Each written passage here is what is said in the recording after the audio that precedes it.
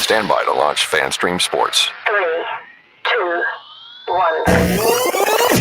Let's start. Hello, sports fans. Welcome to FanStream Sports. Nothing but pure sports. This is the JP Show. JP, it is so good to hear you back on the air. Stand by. Now, here's JP.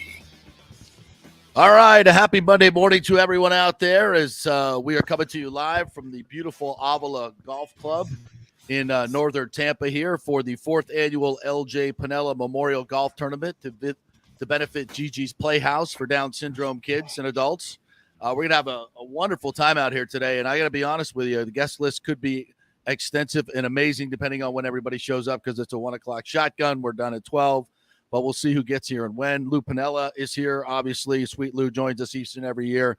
Always a great baseball conversation with him. John Gruden is here as well. Matt Laporta as well, former MLB baseball player. Lots of Jason Romano will stop by and chat with us as well. He's the agent to the Stars, most of the local guys, and give us an update on our local baseball guys. So we got lots of good stuff coming your way today. Of course, we'll be hitting all the main spots. We got Bucks news. We got Rays news. We got Lightning news as well. Bit of a disappointing game on Saturday night.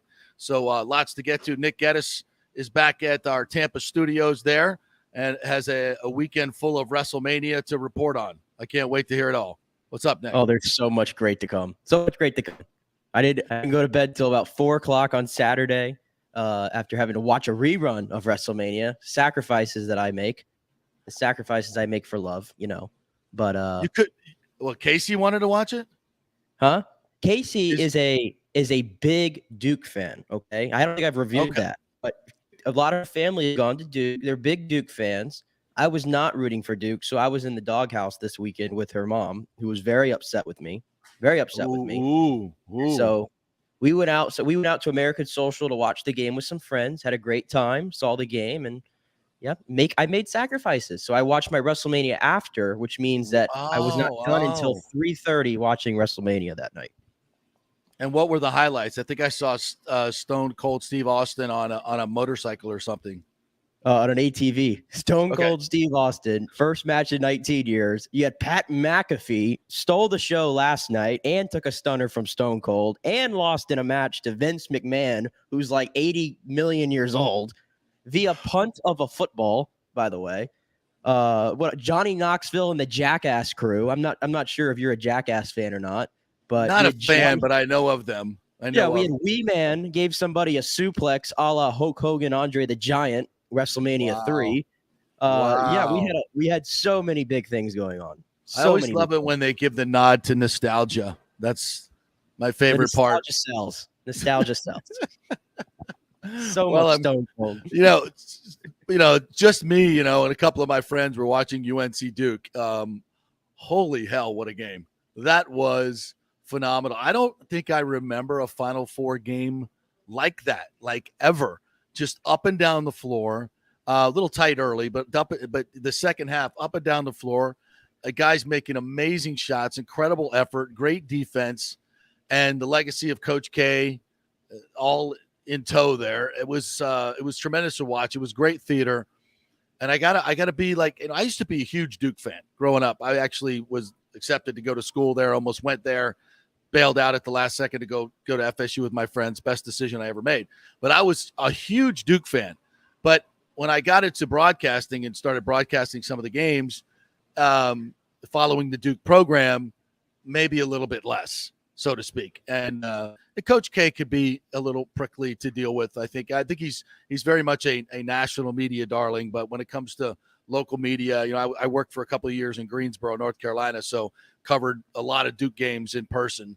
And not the easiest guy in the world to work with, but much respect for the program. And I could say this, it seemed like on Twitter and just looking at the reaction, everybody was thrilled with the fact that North Carolina upset Duke. Just absolutely thrilled. And Coach K goes out a loser. Of course, he's not a loser, but he goes out having lost to Carolina, their most bitter. I didn't know this. He lost the first game to North Carolina, and then his last game to North Carolina, and, of course, his last home game to North Carolina. That's got to – despite the 5 national titles and the most wins in college basketball history, the two or three gold medals, forget which one it is, for somehow, I think he might remember that more. I hate to say it. Maybe he pulls a Brady and comes back.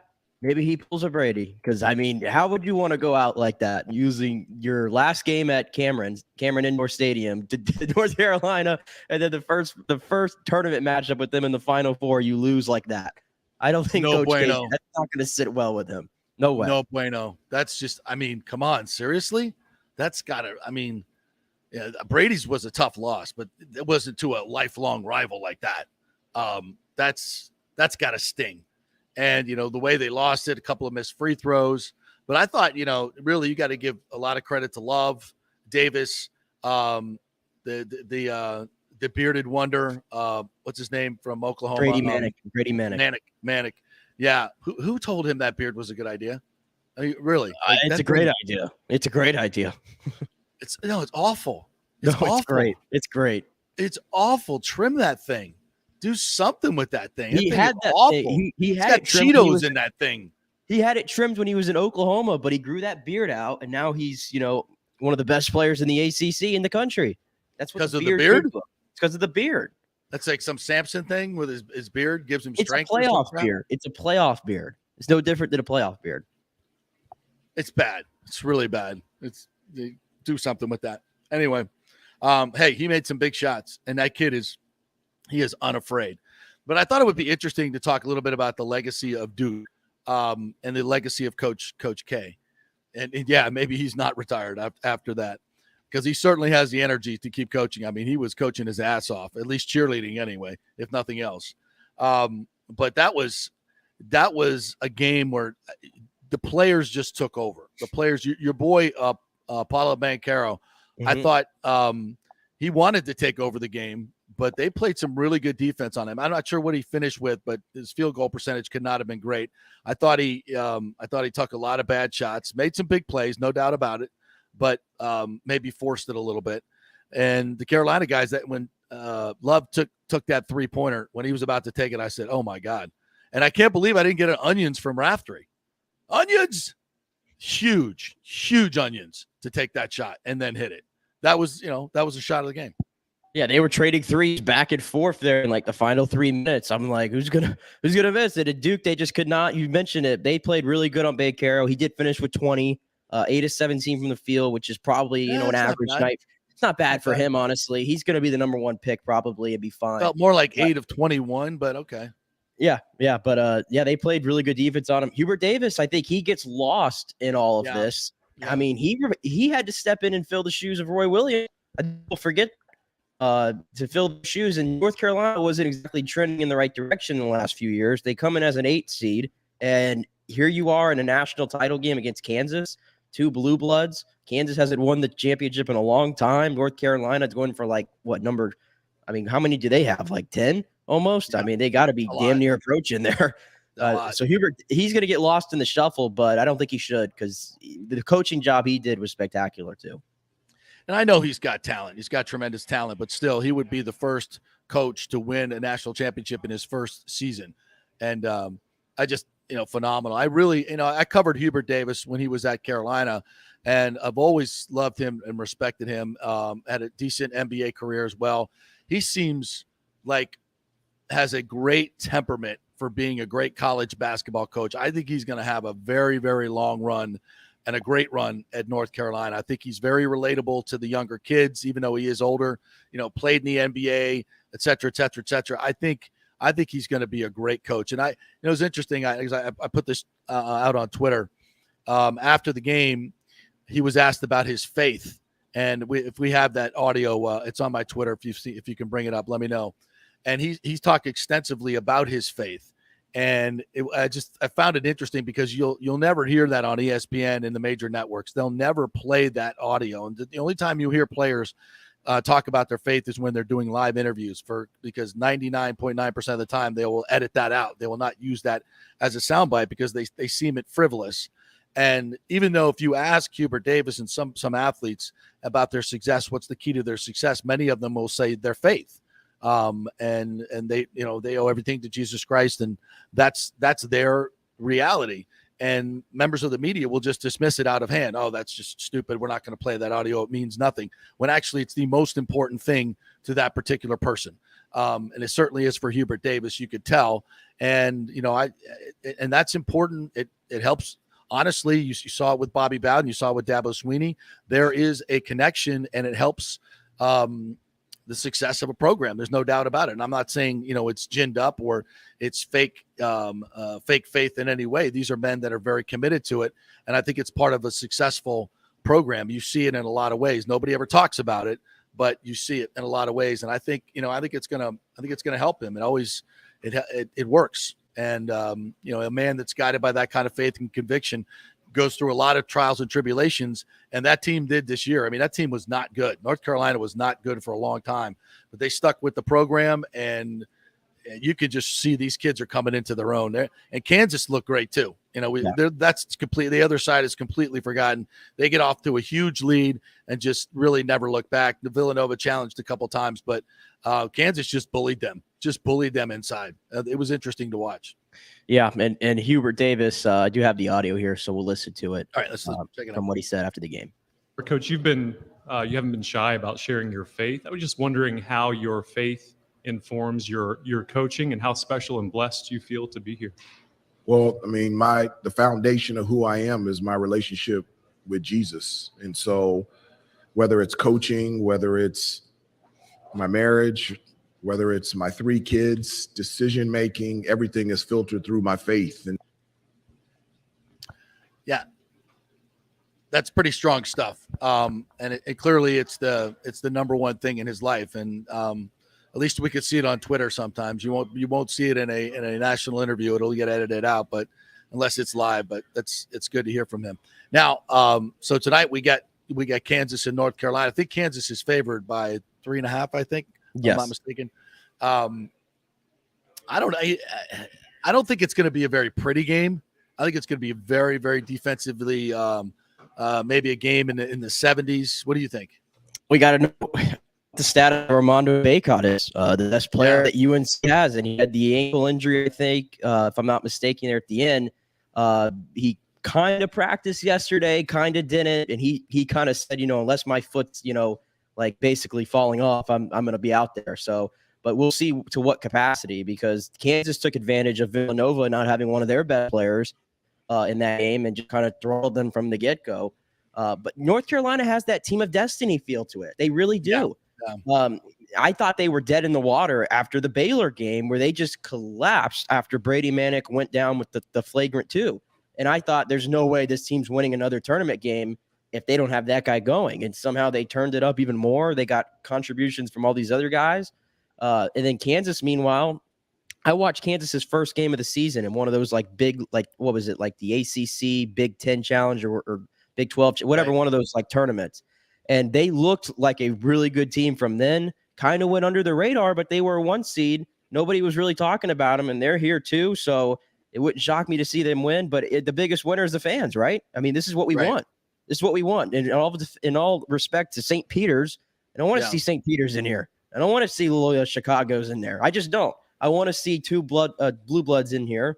But I think I'm leaning North Carolina right now because I really love Hubert Davis, and I think they're on a destiny run.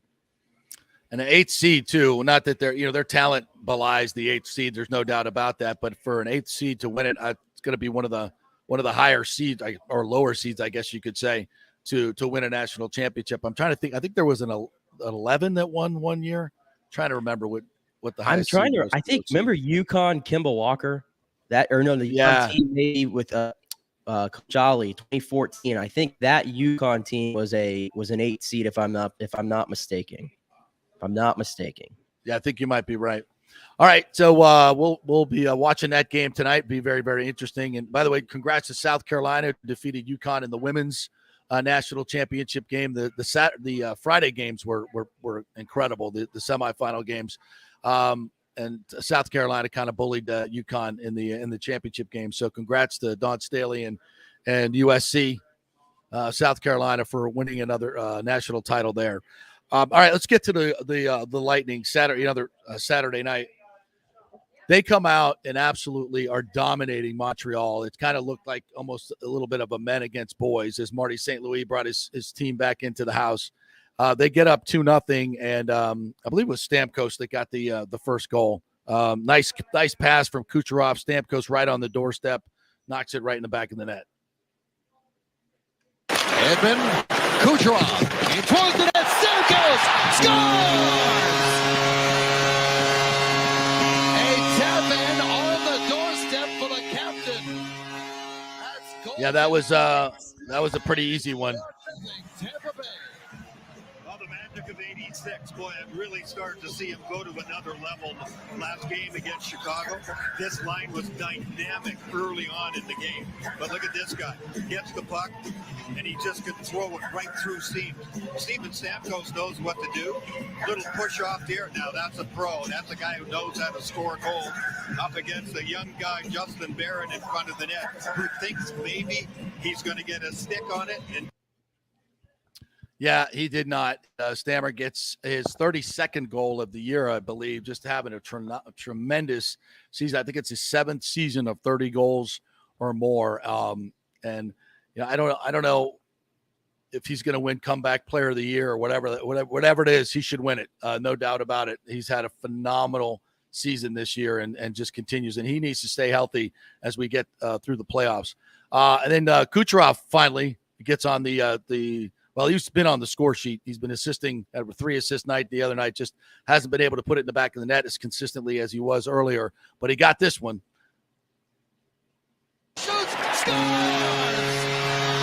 Nikita Kucherov with a rocket. Blows one past Allen, and it's 3-1 Tampa Bay. Yeah, that was a power play goal. Another night where the Bolts get multiple power plays. the threat of everybody, the threat of Stamkos, the threat of Hedman, and the threat of course, Kucherov. They move guys around. And Victor Hedman, who's got 19 goals on the season, is such a threat, walking right down the middle here. Look what it did to Montreal. It got them over just enough into the middle of the ice. And gave Kucherov some room there, and he put it in the back of the net. Great shot from Kucherov, and he just needs to shoot more. He's got to shoot more. He's got to become more of a scoring threat. I mean, he's making great plays. We get that, but Phil Esposito says it all the time. He's got one of the best shots in the game. He's just got to use it more. He's just got to use it more. He's just a guy that can score all the time, but likes to defer, kind of a LeBron James on the ice, so to speak. But sometimes he just needs to be a little bit more aggressive. And after that, it's, the Lightning get a 3-1 lead, and it's just one odd man rush after odd man rush after odd man rush. And Brian Elliott stood on his head in the first period. I think he had 15 saves, a double stack padded save, just tremendous.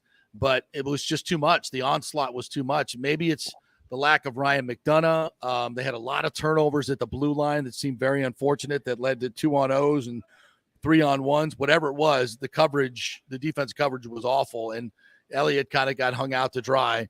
Montreal comes back and ties it 4-4. The Bolts had ample opportunities in overtime, but Jake Allen was tremendous. He made save after save after save. The Lightning certainly, I would say, controlled the game, but you can't miss out on those 2 points against Montreal. You just can't. It's, like Joe F just said, sloppy play, a lot of sloppy play. And it seemed like they just got up early. They felt they were going to glide to a win. And the fighting Marty St. Louis didn't quit, came back and won it in a shootout. And Steven Stamkos was benched for about 5 minutes, I think, at the end of the second period. On that power play, it was Palat who was out there instead of him, and that was stemming from the giveaway that he had that allowed Montreal to take the 3-3 lead, if you recall. And Palat did get in there, and he assisted on points power play goal, so it worked out for him. But, sending a message to the captain, who's been one of the most consistent players through this rut, but he made a really bad giveaway, and he paid for it. The Lightning paid for it. And the odd man rushes, I mean, that's been the most concerning thing, I think, of this whole thing. They're giving up way too many a night. Brian Elliott was hung out to dry. I think he's been hung out to dry, to be honest. A lot of the times he's been in there. He's had to stand on his head. But, when you're in a tight playoff race like this, and it's literally like a point here, a point there that makes a difference, you got to pick up 2 against Montreal. No excuses. At home, Saturday night, no excuses. And in the overtime was kind of weird. Like Kucherov was doing some it was like great move after great move, but it was like to what avail? And To no extent. It was done. Yeah, it was like, what are we doing here? That looked good, but we're not getting any closer to getting a goal. It's just kind of a bizarre game. But again, you got to get those 2 points. And now they got Toronto coming in tonight. Before we get to talk about them, let's go back and listen to Cooper post game after the loss to Montreal in shootout. What chances tonight, 5-on-5? Was it just mostly the structure or just other turnovers? Mental. We grinded them this week. We had 3 games. We practiced every day. We had a chance to, we ran the guys hard. Knew this one might be a little dicey, but you got to fight through this stuff. Mentally, we were a lot of really bad mental mistakes. It's too bad, but we got to fight through that. It's a tough league, and anybody can beat anybody. You can't make those mental mistakes we made tonight. It was all the way through our lineup. How much did Elliott give you a chance there? I mean, obviously, I feel probably a chance. Yeah, he was our best player tonight. Coach, 5th game in 8 days, 2 back-to-backs. Have any effect? It just looked. I don't know. Listen, it's a tough league, man. Like the games come at you fast. Everybody gets put in these situations. We've taken advantage of teams that had back-to-backs. I think we had our past 2 opponents were playing in back-to-backs. Montreal gets to play us in a back-to-back. But we've notoriously been pretty good on these second halves. But tonight we weren't. And like I said, just egregious mental errors really hurt us tonight. The turnovers were inexcusable, the odd man rushes against. And usually that's, I don't doubt our team's work ethic, but sometimes our mental judgment can be questioned, and it was definitely tonight. Referring to like the drop passes, the offensive zone? Oh, I'm not going to. You watch the game, so you've been covering this game for a long time. I'm sure you can figure out some of the things that went wrong. The power plays obviously been doing well lately. The 5-on-5 as far as score, what have you seen from you doing enough offensively 5-on-5 in this recent stretch? No, not enough for me, but enough to. We scored 4 goals tonight, and regardless how you get them, we had 4. You can't lose games when you score 4. Something's going wrong if you are. And if you consider your goalie to be the best player on the ice for you, and you still lose when you've scored 4, you've got something went wrong in your game. We got us still on track for next week. Yeah, we hope so. There's John Cooper post-game loss to Montreal, but they did get a big win on Friday night over the Blackhawks, 5-2. Was that the game? I'm trying to think back. Was that the game Nick Paul had the between the legs? Yes, Nick Paul took over back to the game. What Yes. the hell was that? I didn't think he had that kind of swag. That night I was like, oh, you Lightning fans still think he wasn't worth what you gave up. And then later that night, Matthew Joseph scored a hat trick. So I was like, I guess, yeah, he scored a hat trick that night. And I was like, I guess it's a wash. Where the hell was that with us? He didn't have it against. He played the game of his career that night. Beyond the hat trick, he had like one of the best analytical games that a third liner has had like all season long. Legit. It was like a completely different Matthew Joseph. Where the hell did that come from? I don't know. He picked up a scoring touch in Ottawa, apparently. He was facing Detroit. I mean, they're not a terrible team, but did the Lightning system hold him back? Is that what we're saying? Hey, Taylor Radish is playing on power play 1 for Chicago right now. He's been putting the puck in the back of the net there. Just saying. Interesting. Listen, I would do the trades again. No doubt about it. I think Hagel showed some really, really. I like his game. I like his all around game, and he's going to get better.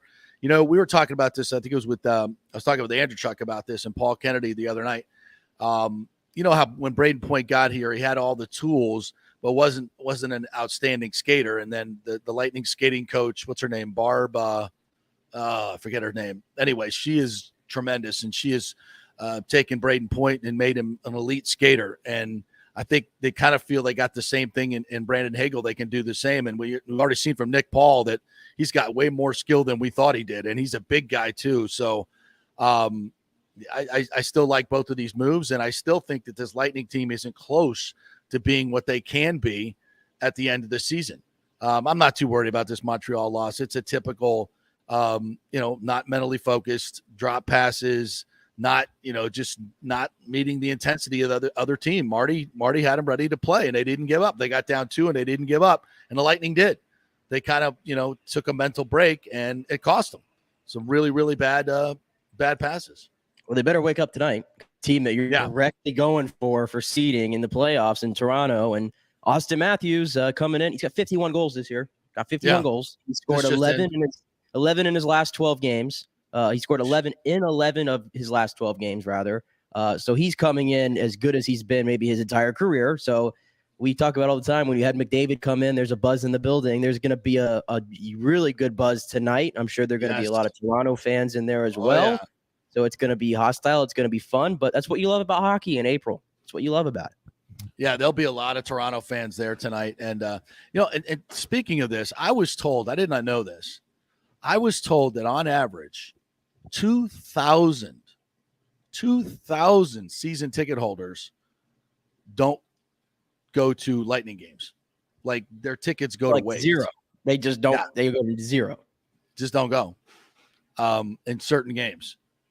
That's a lot of voices. That's a lot of voice. I don't know. They don't even sell them. Like, do they sell them or they don't? I think some of them put them on the marketplace. Yeah, but I think a lot of fans are kind of actually building up some because you sell that money and it goes into your account and it directly pays for your other tickets basically. So I think a lot of them it's just playoffs are coming and playoff tickets are really, really expensive, and they'll sell some of these regular seasons, especially with Toronto. Some of these other big teams, they can sell them for 2-3 times what they're worth. So you're basically paying for your playoff hockey tickets by selling regular season tickets.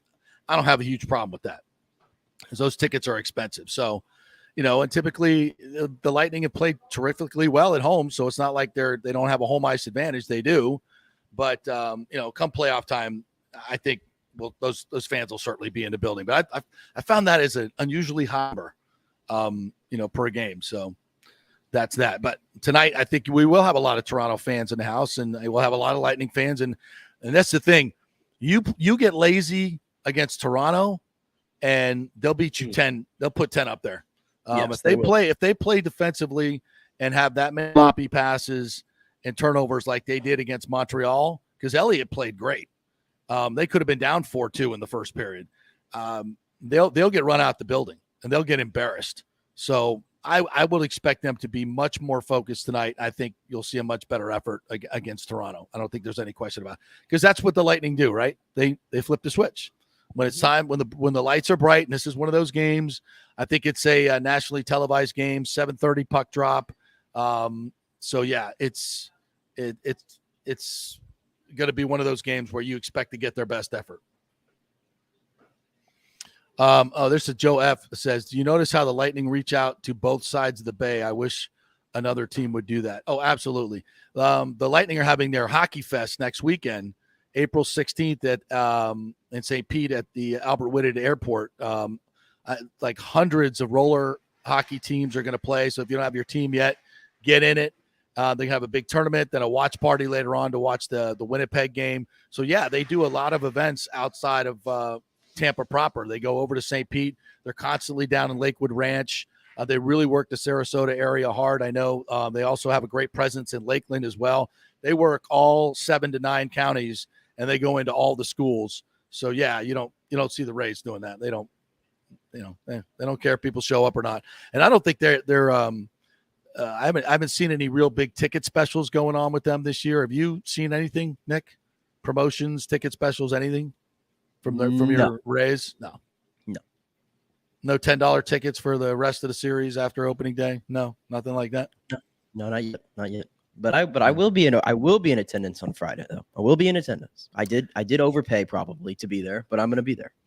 I haven't decided yet whether I'm going to go because I love going to the playoff games. They're crowded. It's amazing. It's tremendous atmosphere. And this one will be a nice atmosphere as well, but it's opening day. I don't know. It's the traffic, everything else, when that place is crowded. It's a Friday. It's going to be, and there's going to be a pretty good crowd in there, I'm assuming. I know it's Baltimore, but it's opening day. There's going to be a good crowd. McClanahan on the mound. I'm excited. Cheapest ticket still $40 for a bad seat. Yeah, that's the one I bought. That's the one I bought right in the outfield. Yeah, it's tough, man. That's tough when you can go the next day and pay half of that for a better seat. It's tough. But you can go to opening day. Hey, was there an opening day? I got to keep my streak going. I got to keep my opening day streaks going. Got to keep them going. By the way, I think I vomited in my mouth once this weekend, maybe twice. But it was when I read that the Rays were offered Craig Kimbrell for Austin Meadows, straight up. Sorry. Is that true? Did you read that? Yeah, Austin Meadows for Craig Kimbrell, straight up? Yes. And the Rays said no? Yeah, after I was outraged after they sent him we may be having a little, But yeah, it was very out. $16 million. Like, is that too much for you? It's not too much for me for a shutdown closer. It's not. If we had Meadows on the market to begin with, $16 million to me is fine. If you were going to pay Freddie Freeman $25. And by the way, who is our closer? Pete Fairbanks and Nick Anderson are like on the 60-day DL or IL. I mean, who? By the way, who is the closer? Kittredge? I have no idea. Hello. Closer by committee. Apparently. So let's just put this to rest. Let's just put this to rest right now. Okay. What does Sternberg always say? Oh, any money we make, we're going to put back into the team. We're going to put back into payroll. Blah blah blah blah blah. By the lawsuit, we know for $500 million, most of that from an upfront payment for his TV deal that he put into another shell company that he runs by himself, which is why his partners are so pissed, allegedly, according to the lawsuit. Don't tell me you don't have the money. Don't tell me you don't have the money. You have the money, and you would still be $50 million shy of an average MLB payroll, even if you added Kimbrell. And we know you're going to trade Kiermaier anyway, so that's $12 million right there of Kimbrell's $6 million. Add Meadows $4 million. It's a wash. It's a wash. Are you freaking kidding me?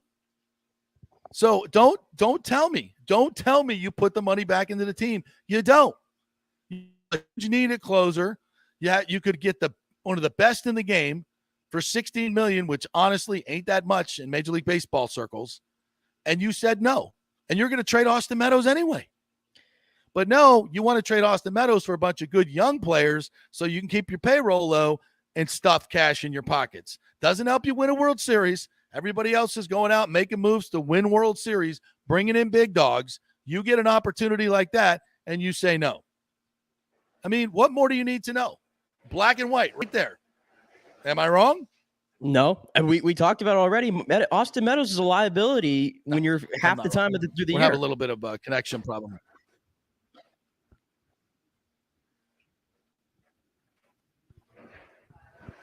I mean, yeah, he had 100-plus RBIs last year, 30-plus home run. I think he had 30-plus home runs. Great year. But, again, a liability defensively. It's a team that – yeah. So, I don't know. I think that to me is Exhibit A. And they're going to trade Austin Meadows anyway. We know that. So, there was the deal that you have on your staff. And think about this. If you have Kimbrell as your closer, look how much better your bullpen is. You move Kittredge down, and you get higher leverage spots for these other guys. And when Fairbanks and Anderson come back, you're still great depth, right? Mm-hmm. So what a whiff. Another huge whiff by the Rays. And, I know that Neander gets a pass because they win 100 games, and I get it. But, the move that they didn't make last year or did make and not picking up Morton's contract and trading Blake Snell, it cost them in the playoffs. We know that. So to me, they've whiffed on all the deals in the offseason, and this one that was laid right in their lap. they passed on because they're cheap. Because they're But cheap. it's And clear- Stu wants it's to clear keep as day, stuffing though. money in his pockets. It's clear as day, though, if they're going to spend money, they clearly value bullpen pieces differently. I mean, they're notorious for bringing in, the Chaz Roses of the world, the Oliver, guys who nobody wanted, and they turn into really good relievers. I think that's more of what it's probably about. They're like, man, $16 million for Craig Kimbrell. We could probably pay somebody, and I'm not saying it's right, but they're like, we could pay somebody for probably $1 million, and being honest, he could probably have a similar output to Craig Kimbrell. That's just the reality. That's the way they look at it. Yeah, but They guess what? We're baseball. Yeah, but we're baseball fans. We're not accountants. This is not Wall Street. Oh, yeah, I'm not exonerating them for not making the move. I told you I would have done how much move, money but- you make. In fact, I used to be losing money. I know. Yeah, that's just the way I'm they just- think. I'm just- We know that's I'm- the way they're probably I'm thinking. tearing up that argument. And that's why it's going to be almost impossible to win a World Series because you won't make moves. And it's all about stuffing more money into his pockets. It's awful. That's awful, but this is what you get, Rays fan. That's why we need new local ownership. # remove Stu. You don't think Neander wanted to do that deal? Of course he did. Of course he did. He got voted in, said, no, sorry, vetoed. We're not spending that kind of money on a closer. Awful. All right, let's take a somewhat of an extended break. We'll get a bunch of spots in here. Thank our sponsors tremendously, including our title sponsor, the law offices of Christopher Palermo. And you can find him at Palermo, PA. If you got any issues with construction defects, whether it be commercial or residential, you have maybe some stucco damage. It's very, very common. If you got some of those cracks on the side of your house, call Christopher Palermo. We'll send somebody over, check out, see if you got a case. That's at PalermoPA.com. Back in a bit here to the 4th annual LJ Piniella Memorial Golf Tournament out at Avila Country Club to benefit GG's Playhouse. Stay with us.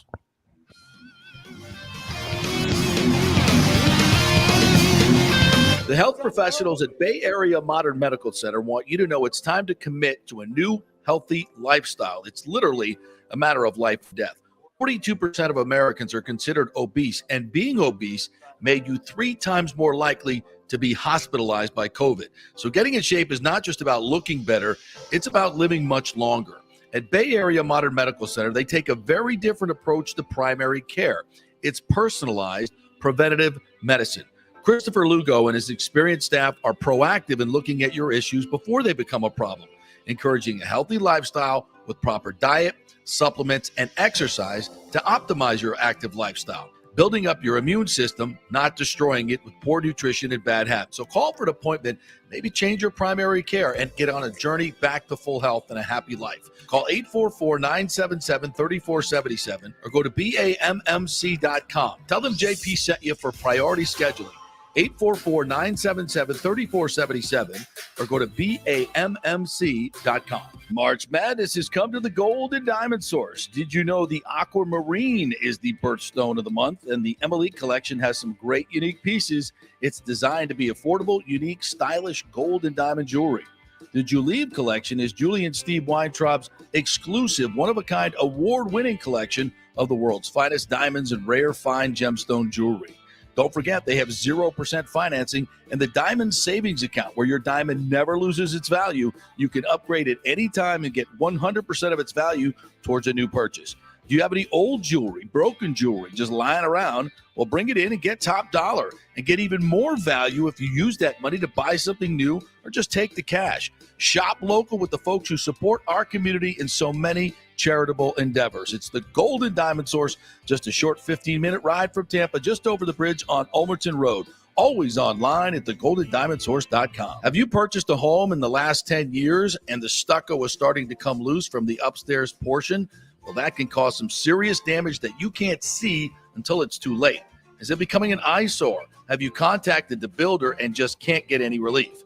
That's very common here in Florida. So call the law offices of Christopher Palermo. They can help you. Call 813-221-5636. That's 813-221-5636. He's recovered millions for his clients. The law offices of Christopher Palermo at PalermoPA.com. The world economy is in chaos, and mortgage rates are going to go higher in the next few months. Meanwhile, home values are up 24% in some neighborhoods of Tampa Bay. Do not miss this opportunity to refinance your home, get some much-needed cash to handle skyrocketing inflation, and fill up your car. Contact Scott Fitzgerald at American Mortgage Services. Even if you've recently refinanced, Scott can make the deal work because he charges no lender fees like the big boys do. He will also shop your loan around to dozens of lenders and get the best rates and terms. Let them compete for your business. The big banks charge huge lending fees. Customer service is simply a phone number with endless wait times. Scott is local and will personally take your call. Here's his cell phone number. Tell him JP said you could call. 813-294-7595. Scott's done over 3,000 loans, including many coaches and athletes. He will answer your calls and concerns and give you workable strategies to be smart with your money. Reduce your payments.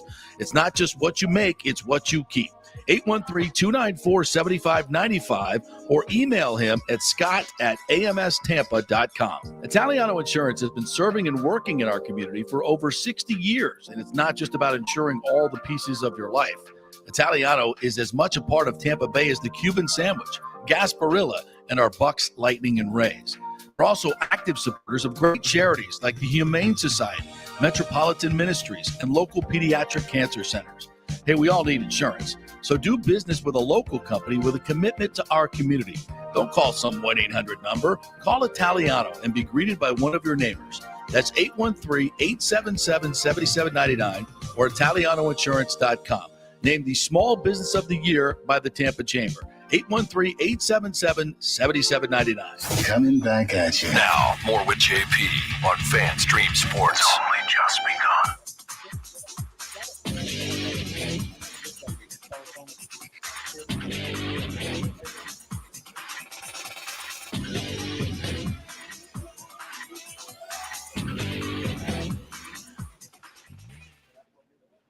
Sorry about that. JP had to step aside there real quick. He's having a bit of a technical issue out there. Wi-Fi is not great over there at Avila, so he's trying to figure that out. So until he gets back, just kind of touch on a few things that happened over the weekend. Obviously, we touched on the Lightning already and falling to Montreal like that, and shootout. And tonight, game Toronto and the Rays. It's opening day week, which I'm very excited for. Like I said, I'm going to be in attendance there at opening day. Very much looking forward to that. I know it's Baltimore, but when it's opening day, in my opinion, you got to be there. What else do you do? I know some people work, but 3:10 on a Friday. I'm excited for that. The Bucks, they made a minor move, which might end up being important over the weekend. They brought back Giovanni Bernard, which I thought was probably going to be likely at that time if they were going to bring him back, being Leonard Fournette's backup, as JP joins me here. You got me, JP? You hear me okay? I got you. I'm just trying to rework some of our Wi-Fi here. We're having a little bit of Wi-Fi issues, but we're back. And I finally got my coffee, so there you go. I'm set. There you go. Now you're good. I was just going over the Bucks. Nothing major this weekend, but they did bring back Giovanni Bernard, which I'm sure you saw. So clearly they're going to go with that two-headed back or that three-man backfield of Lenny, Gio, and Keyshawn Vaughn, which probably means if they're drafting a running back, it's going to be very late in the draft or not at all, I would assume.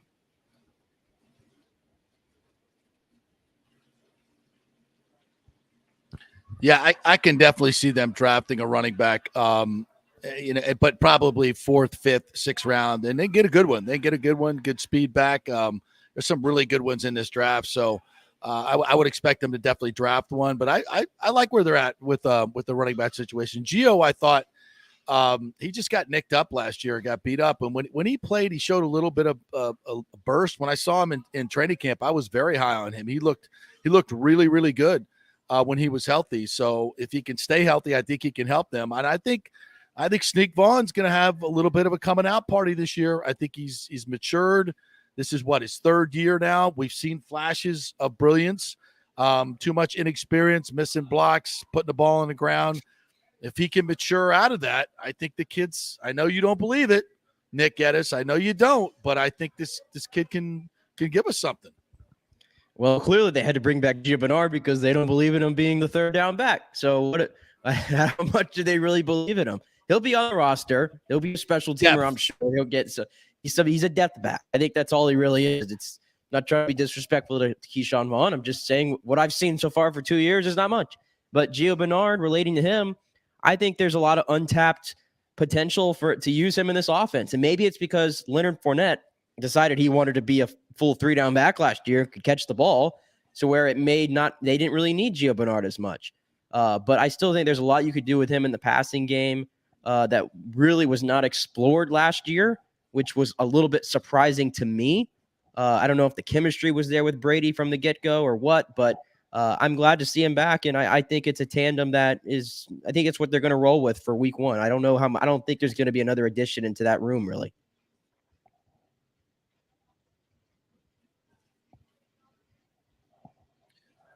Yeah, I think right now I think Ndamukong Suh has made it pretty clear he wants to come back and play, and I think the Bucs are going to find a way to make that happen. So I'm not too worried about him. Gronk, I'm a little worried about Gronk. I don't think Brady would have come back without some type of assurance that Gronk was going to come back. So I think that's the number one thing I think of and go to. But also the fact that he missed 7 games last year, a very, very painful punctured lung. Broken ribs. That's something that sticks with you. And I think if Gronk comes back, it's going to be probably in June. And I think, the Bucs will have, they'll have a contract there waiting for him and also one to redo. So they'll have a cap room that they can just go redo somebody's deal, extend somebody if Gronk wants to come back. So I don't think that's going to be a problem as far as a salary cap. I think a lot of people think, well, if he doesn't come back, we got to go out and get somebody. And, it would be nice to know before the draft, no question about that, because I think if Gronk doesn't come back, tight end becomes a priority in the draft. And Anthony Beck was on with us a couple weeks ago and said, he likes about 6 to 8 tight ends in this class, and so they could, if they wanted to use their first round pick on one, they could. And if they get a signal from Gronk that he's not coming back, I don't think that's a bad play. I just don't think there's a first round pick tight end in this draft. I really don't. I think you're borderline round 2 tight ends in this draft. I think there's a lot of just kind of mid guys. I know the guy Trey McBride, I think, is the number 1 guy that everybody's going crazy for right now because he just ran really fast at his pro day. But ideally, I don't want to have to draft a tight end that high. I'd love to get pieces at other more important positions. But, I mean, there's a lot of people. Gronk was at a charity event this week. I don't know if you saw. He was on stage with Vanilla Ice and Michael Angelo, the Teenage Mutant Turtle. I don't know. It's just totally a Gronk event, and he's just up on stage doing Ice Ice Baby and all that. And a lot of people got to take pictures with him. Of course. A lot of people got to take pictures with him, and they said, they asked him straight up, are you coming back? And he's, I'm 50-50, but if I'm coming back, it's only going to be for the Bucs. So take that information with what you will. And Brady was there too, right? Yeah, Brady was there. No, there was some people catch passes for him. He was there. He was there. No, he wasn't. There was people. Brady was there? There were people that were catching passes for Tom Brady. Yes.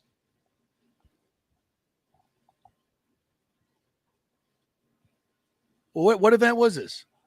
It was some kind of charity event. I don't know the exact event. What but event was it?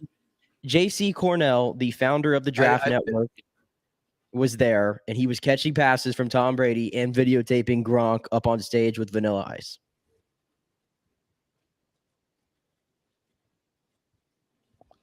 Huh. What? How you doing, Nikki? Next year. I'm doing the show now. I'll have you on a little bit, all right? I'll bring you over. My man Nick is here from Gigi's Playhouse. So, and they've got a new video out.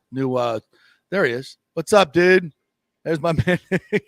They've got a music video out that they put out with the mayor is in it.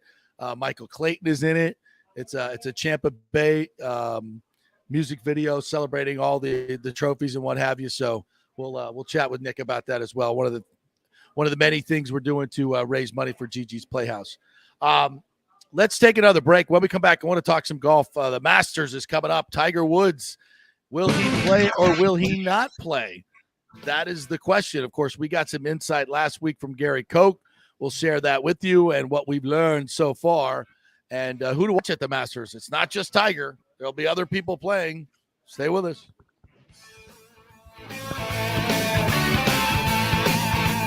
March Madness has come to the Gold and Diamond Source. Did you know the Aquamarine is the birthstone of the month? And the Emily collection has some great unique pieces. It's designed to be affordable, unique, stylish gold and diamond jewelry. The Julieve collection is Julie and Steve Weintraub's exclusive, one-of-a-kind, award-winning collection of the world's finest diamonds and rare fine gemstone jewelry. Don't forget, they have 0% financing and the Diamond Savings Account, where your diamond never loses its value. You can upgrade at any time and get 100% of its value towards a new purchase. Do you have any old jewelry, broken jewelry, just lying around? Well, bring it in and get top dollar and get even more value if you use that money to buy something new or just take the cash. Shop local with folks who support our community in so many charitable endeavors. It's the Golden Diamond Source, just a short 15-minute ride from Tampa, just over the bridge on Ulmerton Road. Always online at thegoldendiamondsource.com. The health professionals at Bay Area Modern Medical Center want you to know it's time to commit to a new healthy lifestyle. It's literally a matter of life and death. 42% of Americans are considered obese, and being obese made you 3 times more likely to be hospitalized by COVID. So getting in shape is not just about looking better, it's about living much longer. At Bay Area Modern Medical Center, they take a very different approach to primary care. It's personalized preventative medicine. Christopher Lugo and his experienced staff are proactive in looking at your issues before they become a problem, encouraging a healthy lifestyle with proper diet, supplements, and exercise to optimize your active lifestyle, building up your immune system, not destroying it with poor nutrition and bad habits. So call for an appointment, maybe change your primary care, and get on a journey back to full health and a happy life. Call 844-977-3477 or go to BAMMC.com. Tell them JP sent you for priority scheduling.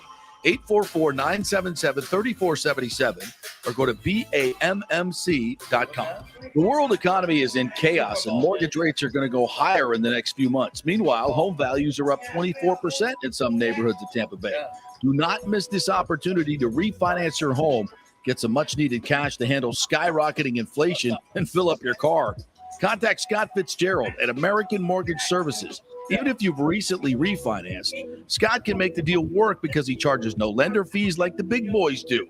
He will also shop your loan around to dozens of lenders and get the best rates and terms. Let them compete for your business. The big banks charge huge lending fees. Customer service is simply a phone number with endless wait times. Scott is local and will personally take your call. Here's his cell phone number. Tell him JP said you could call. 813-294-7595. Scott's done over 3,000 loans, including many coaches and athletes. He will answer your calls and concerns and give you workable strategies to be smart with your money. Reduce your payments.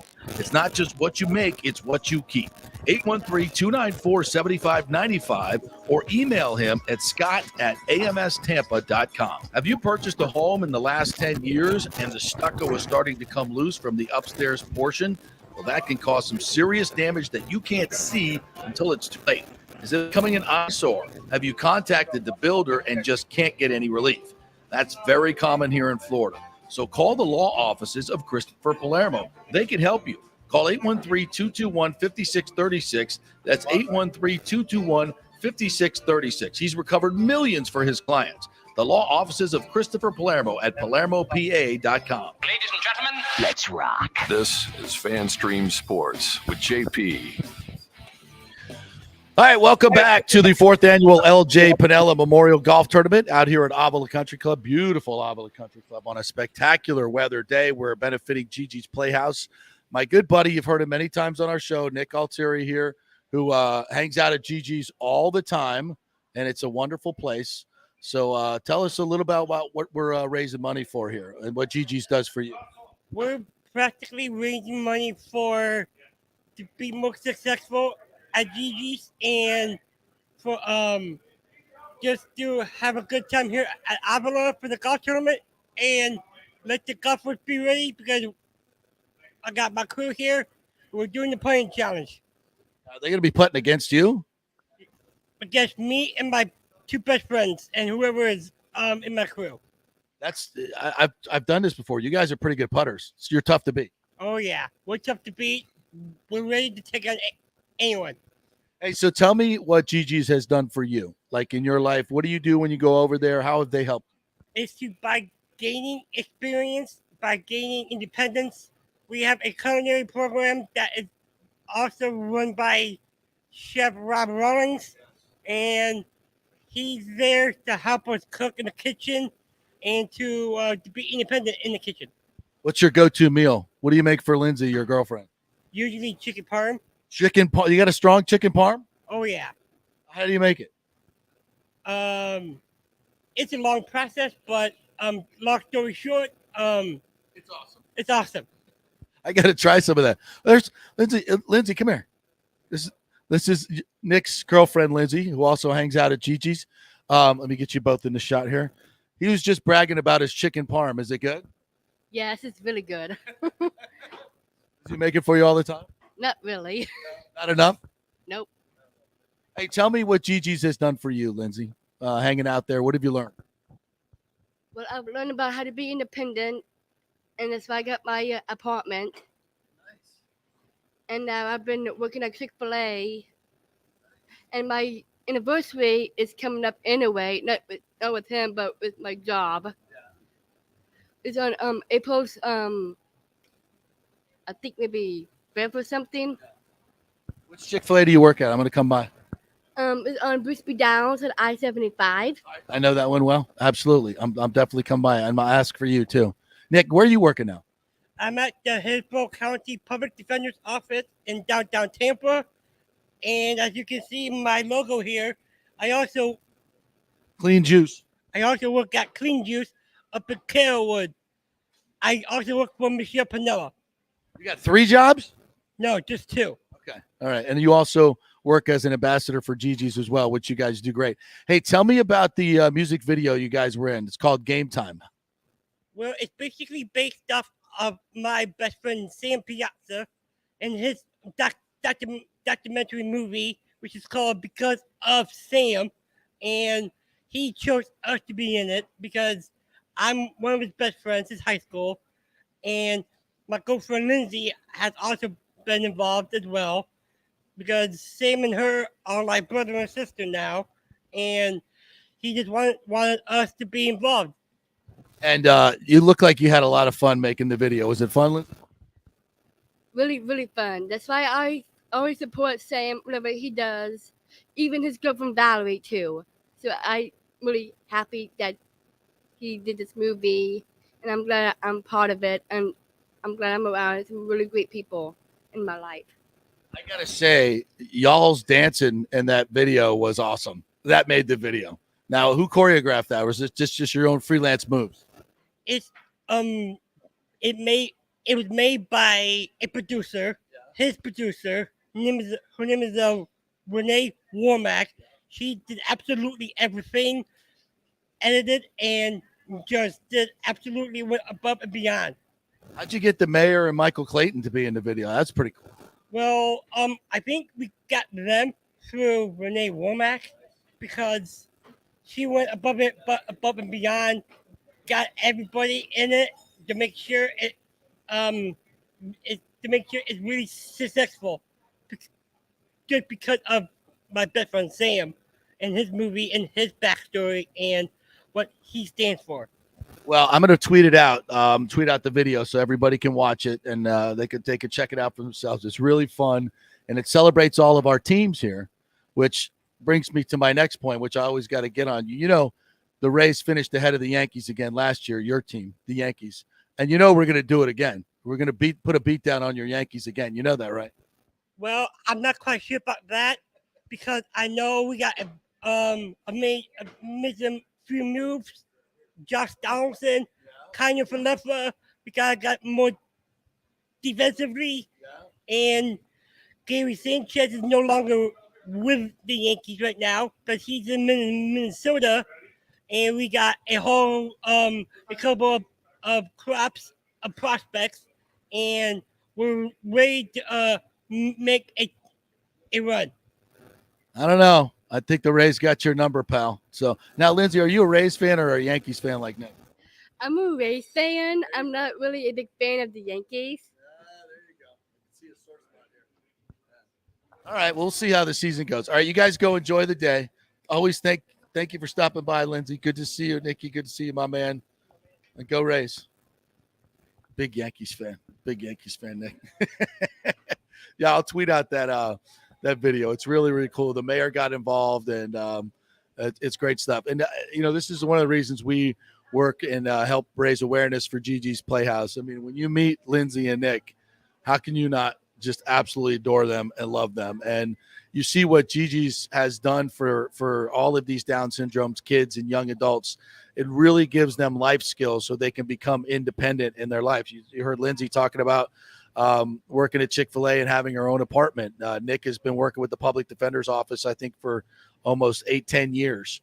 So that's what they do for all the Down syndrome kids, and it's so worth it. So if you ever get a chance, and by the way, do yourself a favor, volunteer at Gigi's. Just go to gigisplayhousetampa.org, I believe it is, or just Google Gigi's Playhouse Tampa and volunteer. It's real easy to do, and you'll get to know some of these kids and young adults, and you will absolutely love them, and you'll want to go there all the time. They're inspiring. They're so loving that you can't help but have a great day when you hang out with them. They're so, with all the crap that's going on in the world, we all know how hard it is to deal on a daily basis, but you come out here and spend some time with them. You go to the Playhouse, you volunteer, you donate, you come to some of the events, and it will put a smile on your face and a love in your heart like you will not believe. I highly, highly recommend it for your own sanity and self-improvement. It's just a great group to work with. That's why we love coming out here every year and doing the tournament. Plus, we get to talk to fun people too, which I think we're going to have. People are starting to arrive now. So I think we're going to have Sweet Lou Piniella come on, Jason Romano. I think Nick Swisher is out here as well, who's always great to chat with. So we'll have a lot of those. We tease Tiger, so I want to, let's tell you what, let's take our top of the hour break. I didn't know Nick was going to stop by. We'll come back on the other side, and we'll talk some Tiger Woods and what's going on at the Masters. This is going to be, if Tiger plays, my goodness. And we talked to Gary Koch last week, and he gave us some insight into how his practice round went last week. So we'll give you an update when we come back live to Avila Country Club. It's the 4th annual LJ Piniella Memorial Golf Tournament to benefit Gigi's Down Syndrome Playhouse. Stay with us. March Madness has come to the Gold and Diamond Source. Did you know the Aquamarine is the birthstone of the month, and the Emily collection has some great unique pieces? It's designed to be affordable, unique, stylish gold and diamond jewelry. The Julieb collection is Julie and Steve Weintraub's exclusive, one-of-a-kind, award-winning collection of the world's finest diamonds and rare fine gemstone jewelry. Don't forget, they have 0% financing and the Diamond Savings Account, where your diamond never loses its value. You can upgrade at any time and get 100% of its value towards a new purchase. Do you have an old jewelry, broken jewelry, just lying around? Well, bring it in and get top dollar and get even more value if you use that money to buy something new or just take the cash. Shop local with the folks who support our community in so many charitable endeavors. It's the Golden Diamond Source, just a short 15-minute ride from Tampa, just over the bridge on Ulmerton Road. Always online at thegoldendiamondsource.com. Italiano Insurance has been serving and working in our community for over 60 years, and it's not just about insuring all the pieces of your life. Italiano is as much a part of Tampa Bay as the Cuban sandwich, Gasparilla, and our Bucks, Lightning, and Rays. They're also active supporters of great charities like the Humane Society, Metropolitan Ministries, and local pediatric cancer centers. Hey, we all need insurance, so do business with a local company with a commitment to our community. Don't call some 1-800 number. Call Italiano and be greeted by one of your neighbors. That's 813-877-7799 or ItalianoInsurance.com. Named the Small Business of the Year by the Tampa Chamber. 813-877-7799. Cryptocurrency is all the rage today. The market cap for the industry is now over $1 trillion. And you read about people making millions of dollars, right? You want to get in, but have no idea what to do? Or maybe you dabbled a bit and you want to unlock the real money-making opportunities and don't know how to do it. There are over 10,000 tokens and thousands of decentralized finance exchanges to navigate. So what do? You go to DeFiLava.com. The folks at DeFiLava.com are in Tampa Bay, and they work with you directly to set up custom accounts, answer all your questions, and provide market analysis. Decentralized finance and cryptocurrencies are here to stay and will change the financial markets as we know them. Get in the game.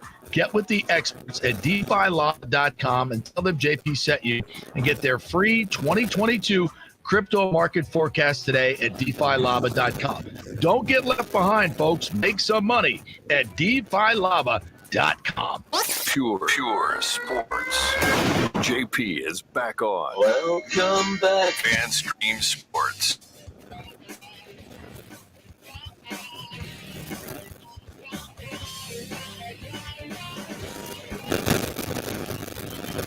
All right, welcome back to Avila Country Club. We're coming to you live here on the 4th annual LJ Vanilla Memorial Golf Tournament.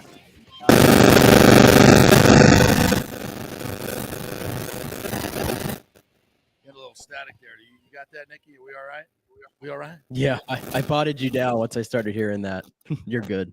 You're good. Little dealing with a little bit of internet issues here today, but we'll soldier on as we go through here today.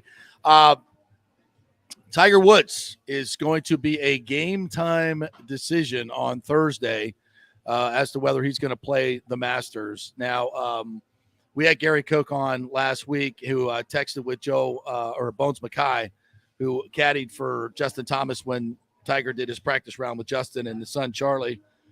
And he told us that everything was trending obviously in the right direction, that he played really well and expected Tiger to play. Now, Tiger got there yesterday, played some holes in the afternoon. I believe he's expected to play another practice round this afternoon. Not sure how many holes he's going to do. Wednesday, a big storm is coming through, so it looks like they're going to have some soft greens for the first part of the tournament, which could send scores a little bit lower. But I got to believe if Tiger's there and he's working on the range, doing everything he's supposed to do, unless it's something he has a tremendous setback, I really expect him to play on Thursday. Now, whether he makes the cut or not is a whole different deal. I think he will. I think it's got to be near impossible for him to contend. But my goodness, I thought there was a chance it could play this year, but after seeing him in December and the father-son, I think everybody got a little bit more excited.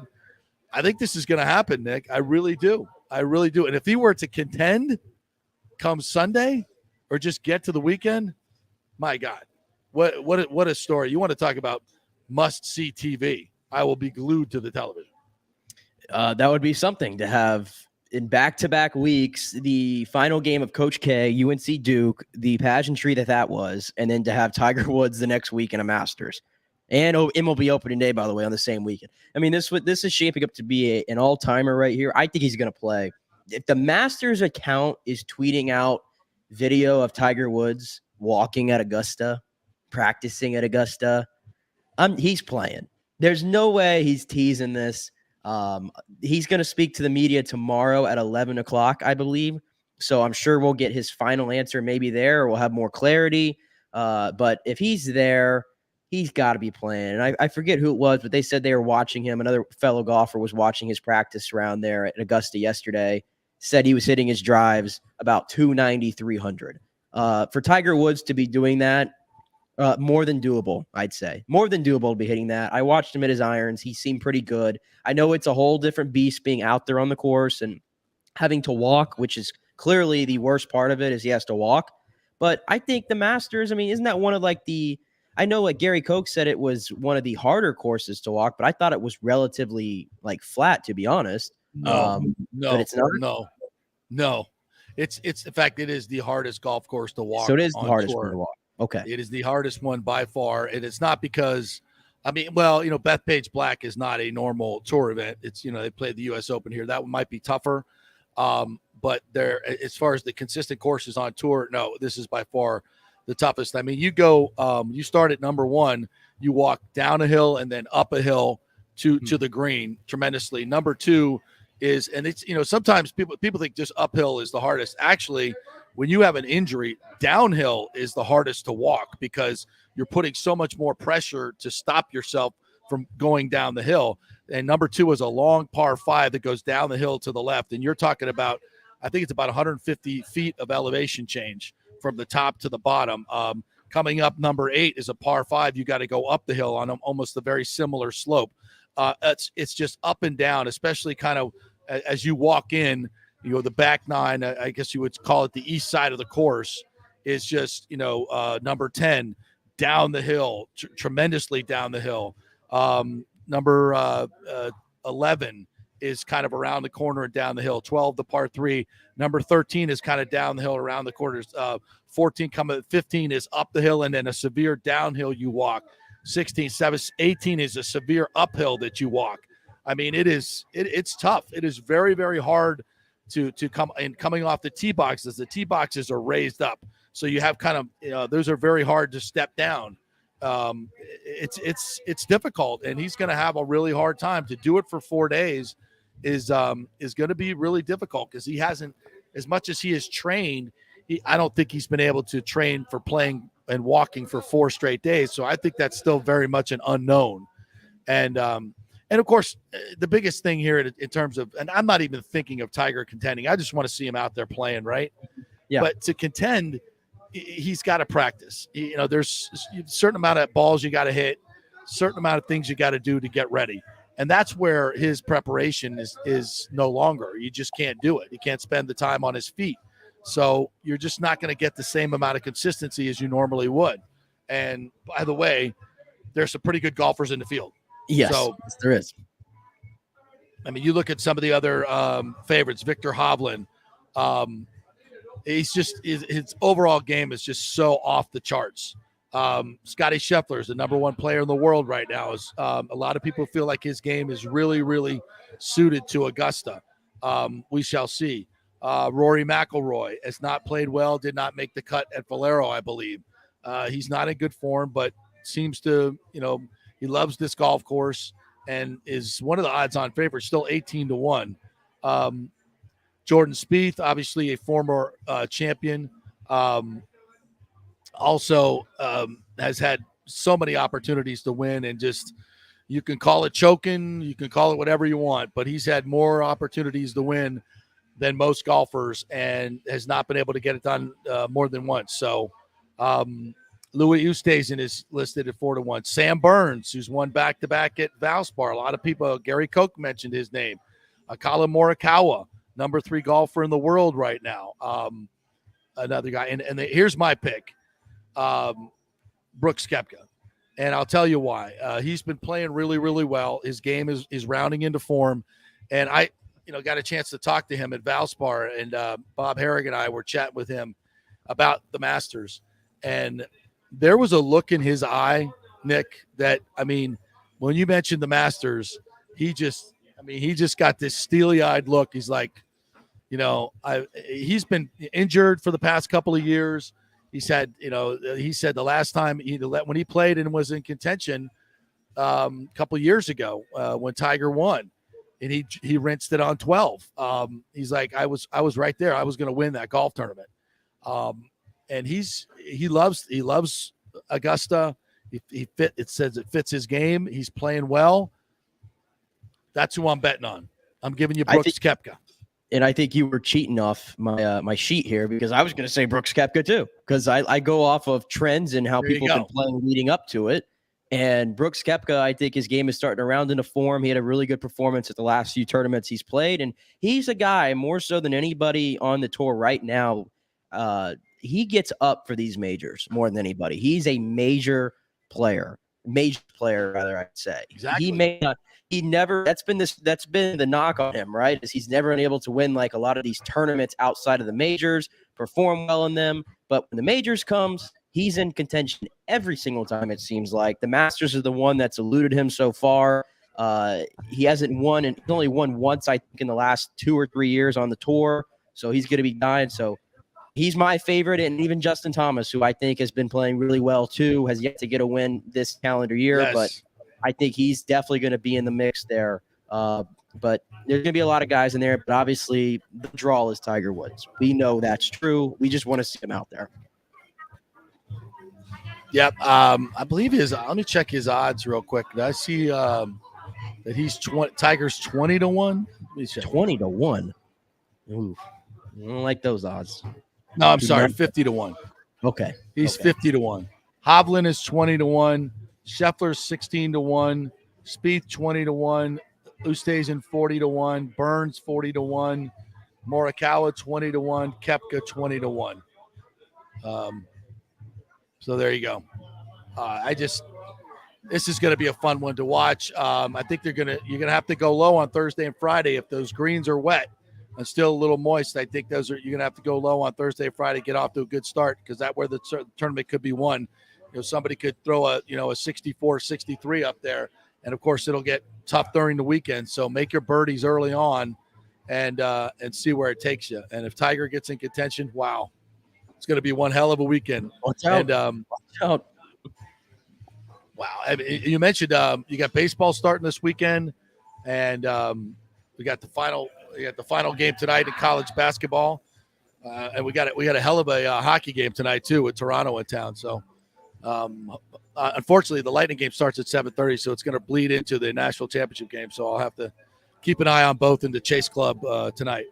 All right, we're going to take a break, and when we come back, we're going to talk about some Rays baseball. We might have some guests joining us as well. The Rays open up on Friday against the Orioles. Shane McClanahan, the pride of USF, will be on the hill for the Rays. So we'll talk about opening day and leading up to it. When we come back, we're live at Avila Country Club. We are brought to you by Christopher Palermo, the law offices of at PalermoPA.com. Check them out there. We'll be back to the LJ Piniella Memorial Golf Tournament benefiting Gigi's Playhouse in just a moment.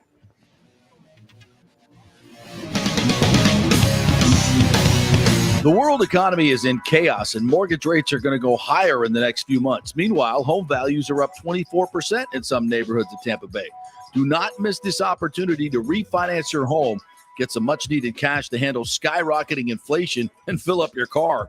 Contact Scott Fitzgerald at American Mortgage Services. Even if you've recently refinanced, Scott can make the deal work because he charges no lender fees like the big boys do.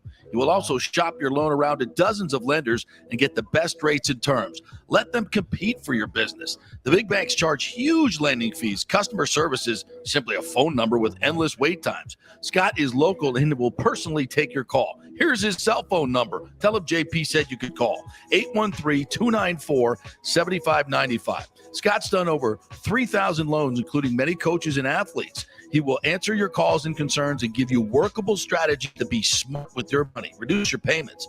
It's not just what you make, it's what you keep. 813-294-7595 or email him at scott@amstampa.com. The health professionals at Bay Area Modern Medical Center want you to know it's time to commit to a new healthy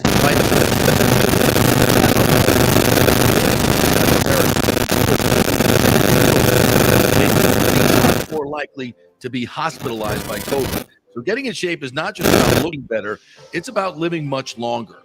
At Bay Area Modern Medical Center, they take a very different approach to primary care. It's personalized, preventative medicine. Christopher Lugo and his experienced staff are proactive in looking at your issues before they become a problem, encouraging a healthy lifestyle with proper diet, supplements, and exercise to optimize your active lifestyle, building up your immune system, not destroying it with poor nutrition and bad habits. So call for an appointment, maybe change your primary care, and get on a journey back to full health and a happy life. Call 844-977-3477 or go to BAMMC.com. Tell them JP sent you for priority scheduling. 844-977-3477 or go to BAMMC.com. Have you purchased a home in the last 10 years and the stucco is starting to come loose from the upstairs portion? Well, that can cause some serious damage that you can't see until it's too late. Is it becoming an eyesore? Have you contacted the builder and just can't get any relief? That's very common here in Florida. So call the law offices of Christopher Palermo. They can help you. Call 813-221-5636. That's 813-221-5636. He's recovered millions for his clients. The law offices of Christopher Palermo at PalermoPA.com. Pure sports. JP is back on. Welcome back. FanStream Sports. All right, welcome back as we roll on here. Our second hour brought to you by Bay Area Modern Medical Center. Christopher Lugo, just heard the spot there. If you're looking for a new primary care physician, a lot of new places aren't taking new patients. He will take you on and give you a great personalized approach. We had him on the show a couple weeks ago, and he talked about, your initial visit. He'll spend 45 minutes to an hour with you going over your issues, your medical history, and they'll come up with a plan that's personalized just for you in terms of nutrition, exercise, supplements, whatever medicines that you're taking. They'll look at those, see which are metabolized the best, and come up with a personalized program. Nobody does that. It's Bay Area Modern Medical Center. Check them out at BAMMC.com. Just got an interesting story sent to me. I don't know if you saw this, Nick Geddes, but evidently Dan Snyder's in more hot water. Yes. There are allegations of him withholding payments from the league. Basically, you have to surrender, I think it's 40% of your ticket revenue for every game that goes into a pot, and it's evenly distributed throughout the league. And evidently Snyder has been hiding some of his ticket revenue. That's not a good idea. That's defrauding your partners. I think we already have somebody in this town that has been accused of doing the same, Mr. Sternberg. And interestingly enough, it's okay for, I guess, Major League Baseball owners are okay with Stu doing that. No, they're not. So if the NFL owners are going to get rid of Dan Snyder for this, which it looks like is going to happen, I would think that Major League Baseball is probably having internal discussions about that as well. I think it would not shock me. As I wrote about 2 months ago on Twitter, it wouldn't shock me if Bruce Arians was moved upstairs and Leftwich or Bowles became the coach. I'll say this again on the record here. It would not shock me, and I've said this many times here, if Major League Baseball came in and removed Stu, appointed either local ownership or put the team up for, brought somebody in to run the team until this lawsuit is over. And that person would be able to make all decisions regarding baseball and the future of the franchise, including approving a plan to build a stadium in downtown Ybor. And I really believe that's where this is all trending. And, you know, folks, don't get it twisted through all the reporting that you've heard over the years. This is an absolute truth. And this comes from talking to Ken Hagan, folks at the TSA who are involved in negotiations, looking at the documents, et cetera, et cetera. If Stu Sternberg would have gone all in like he said he did when I asked him that question at the press conference a month or so ago, if he'd have gone all in with the community like I challenged him to do, we would be moving into a stadium this year. That Ybor Stadium with the translucent roof would be finished and ready to go. And this year, on Friday, we would be going to a new stadium in Ybor. He would have ponied up.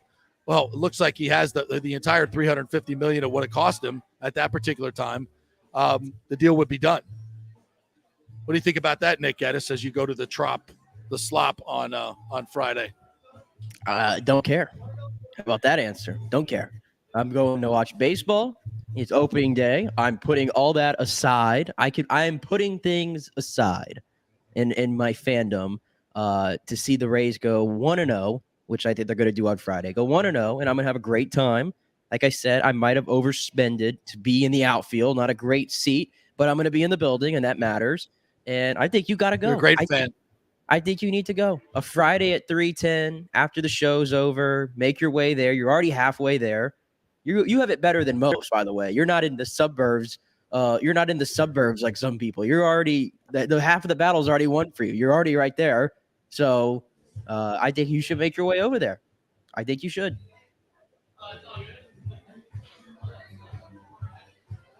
It's hard. It's hard to come out of pocket and put it in Stu's pocket. It's just hard. You can separate the two.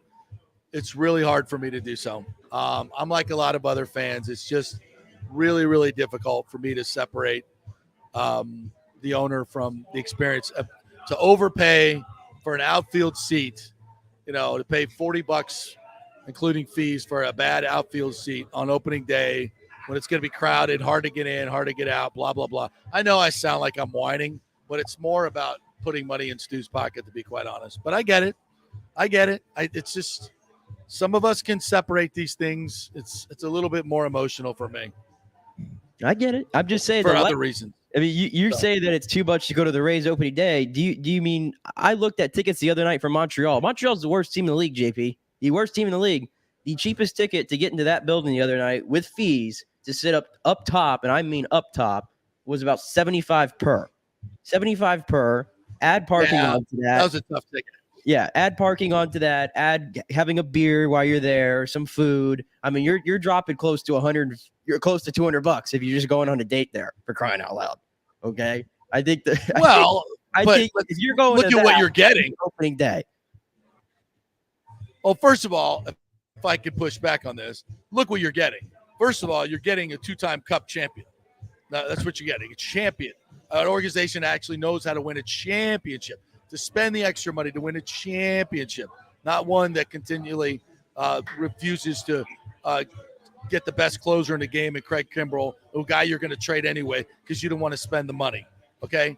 That's first and foremost. You're getting a great venue, a top-notch venue, one of the greatest venues in the world in Amalie Arena, conveniently located, by the way, run by an owner that everybody will run through a wall for, and you love to give your money because he gives back and partners with the community.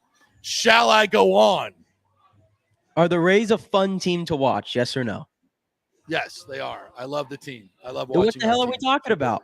What the hell are you talking All the about? other stuff I just mentioned. All the other stuff I just mentioned. Well, I'm not It worried matters about to that. me. I'm going to watch a damn good team, which, by the way, yesterday put up 21 hits on the board against the Pirates. They're all rounding into shape. I don't know if you saw any of that yesterday. Wander Franco, 3 doubles. My boy Harold Ramirez hit one out of the stadium. Okay, I could already tell you where that's going. I already tell you where he's going to go this year. He's going to be their little steal. I know it right now. Taylor Walls had 3 hits. Francisco Mejia went 4 for 4. Yeah, he's going to be our Freddie Freeman. Everybody's rounding into shape finally at the plate. So I'm going to have a great time on Friday. I'm going to have a great time on Friday. And you know what? You might be. You're going to watch Tiger Woods in the Masters probably. I'm going to miss that. I'm going to miss that on Friday. Absolutely, I am. I'm going to be at the Men's Grill in Palma Ceia with my buddies watching Tiger Woods at the Masters, sipping on an Arnold Palmer. That is the most couple of shots of Tito's. That is the most elitist white boomer thing I've ever heard in my life. The most. You just embodied all of that. Yeah, and you know what? It'll be a lot better than watching the Rays. What time is first pitch, by the way? 3:10. 3:10? Yes. Wow. So it's a day game. It's a day game. 3:10. It's a day game, yes, 3:10. So traffic won't be as bad. That's a good thing. No, it's not going to be that bad. All right, so what do you see as the opening day lineup? Opening day line, I think it's going to look a lot similar to what they had yesterday. Yesterday, they went with Brandon Lau in the lineup, Franco, Meadows. All those guys were in there. It looks like Zanina. I don't know if he's going to make it back for opening day. I'm not sure. But Mejia, like I said, he went 4 for 4 yesterday. He's hitting 400 in spring. So he looks like he's rounding in shape. So I think that's where they're going to go. I don't think Kiermaier is going to get traded between now and opening day. I don't think Meadows is either at this point. So we got Lau, Franco in the 2-hole, Wander.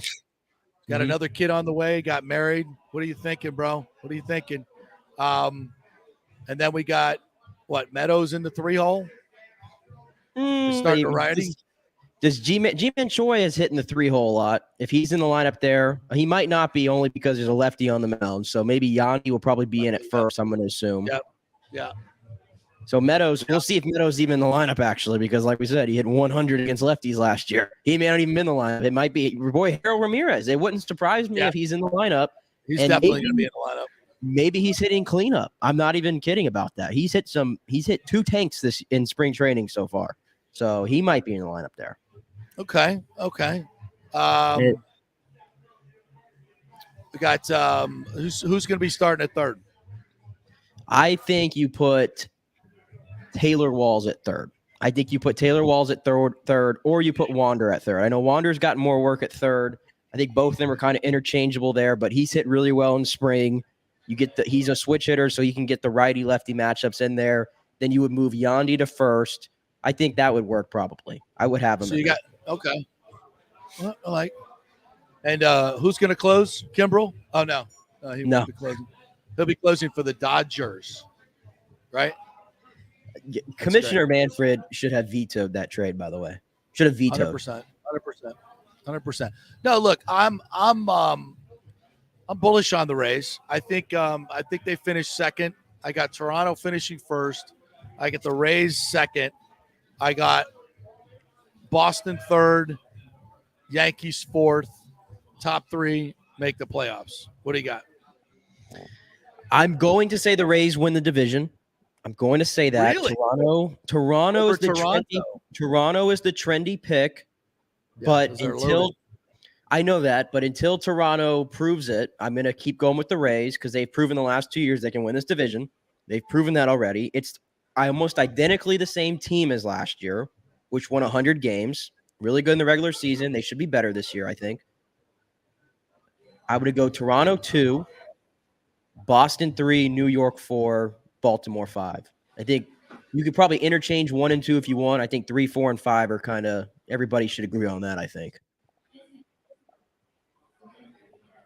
Okay. Yeah. I tell you what, though, I cannot wait to get to the balanced schedule of next year when the Rays will not be playing 19 games against everybody in the AL East. They could spread it out against everybody. That's going to be the most helpful thing to the Rays in any. We talk about all these rules for competitive balance. That is a humongous game changer, long overdue, better for the fans. We don't see the same teams all the time. We get to see different players. I think it's tremendous. And are they going to up the interleague games now that there's a universal DH? Are we going to see more interleague games? Is that part of the balanced schedule? Did I read that correctly? Well, yeah, because you're going to play. I wouldn't mind seeing that either. Yeah, because you're going to play every team now, every single year in the league, no matter if it's AL or NL. So you're definitely going to have a lot more interleague. Cool. Yeah, that's gonna help the Rays tremendously. And here's another thing, kind of a narrative that I've heard that given the Sister City thing gone away and trying to get a new stadium, that there should be a push to get more people into Tropicana Field. As much as I'd like to see that for the players, I don't know how you reward an owner. And I guess you could just look at it as rewarding the team. If you want to go to a lot more games this year, you're rewarding the team, the players, you're supporting the team. It's just, again, it's hard for a lot of people to separate it, especially when they can watch it on TV, which it should be more accessible this year. Well, I don't want to discourage people from going. That's not what I'm saying. But I understand.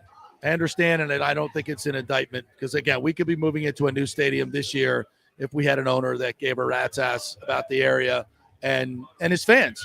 I mean, what this is something I think that goes under talked about is the fact that the fans want a new stadium. Nobody likes few people except maybe Nick like the Trop. Like the fans, so much more accessible, a better stadium, more food choices, state of the art.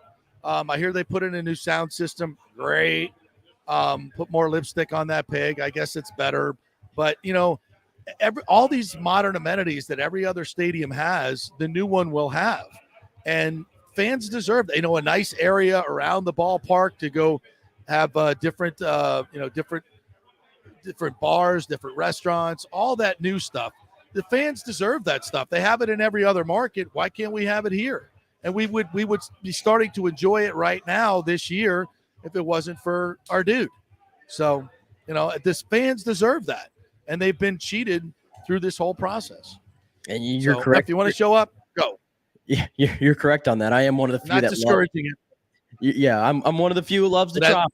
I am.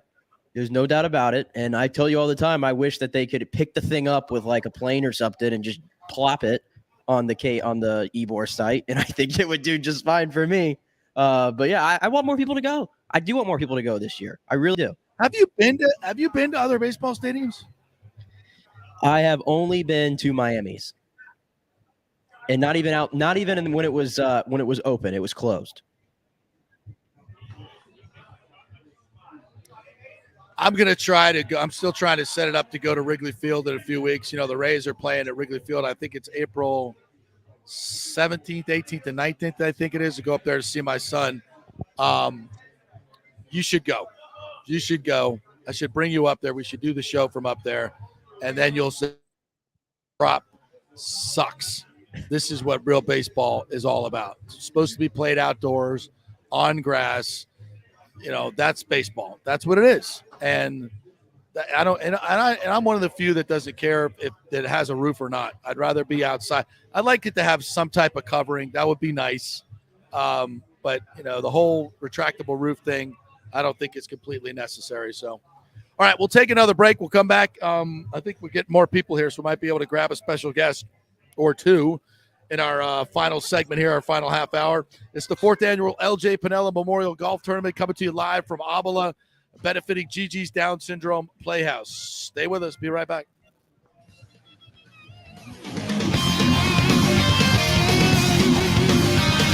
The world economy is in chaos, and mortgage rates are going to go higher in the next few months. Meanwhile, home values are up 24% in some neighborhoods of Tampa Bay.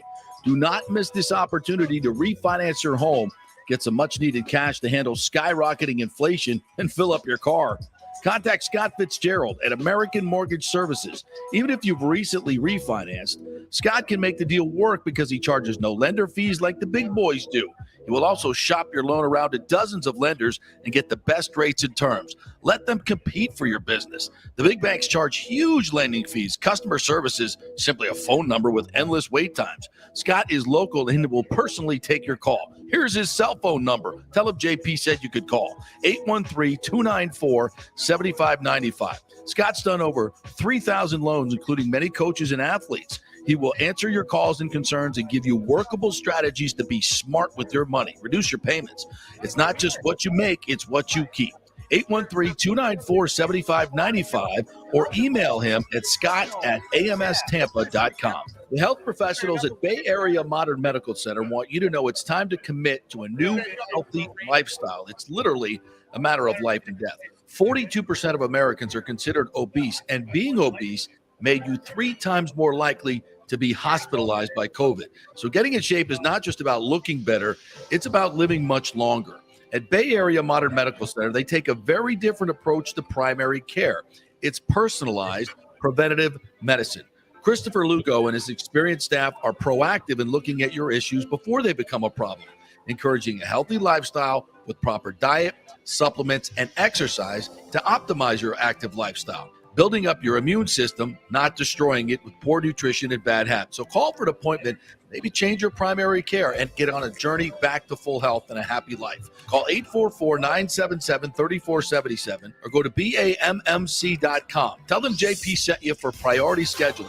844-977-3477 or go to BAMMC.com.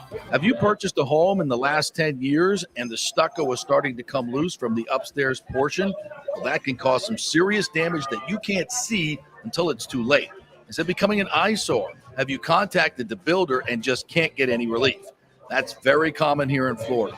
So call the law offices of Christopher Palermo. They can help you. Call 813-221-5636. That's 813-221-5636. He's recovered millions for his clients. The law offices of Christopher Palermo at PalermoPA.com. March Madness has come to the Golden Diamond Source. Did you know the Aquamarine is the birthstone of the month? And the Emily collection has some great unique pieces. It's designed to be affordable, unique, stylish gold and diamond jewelry.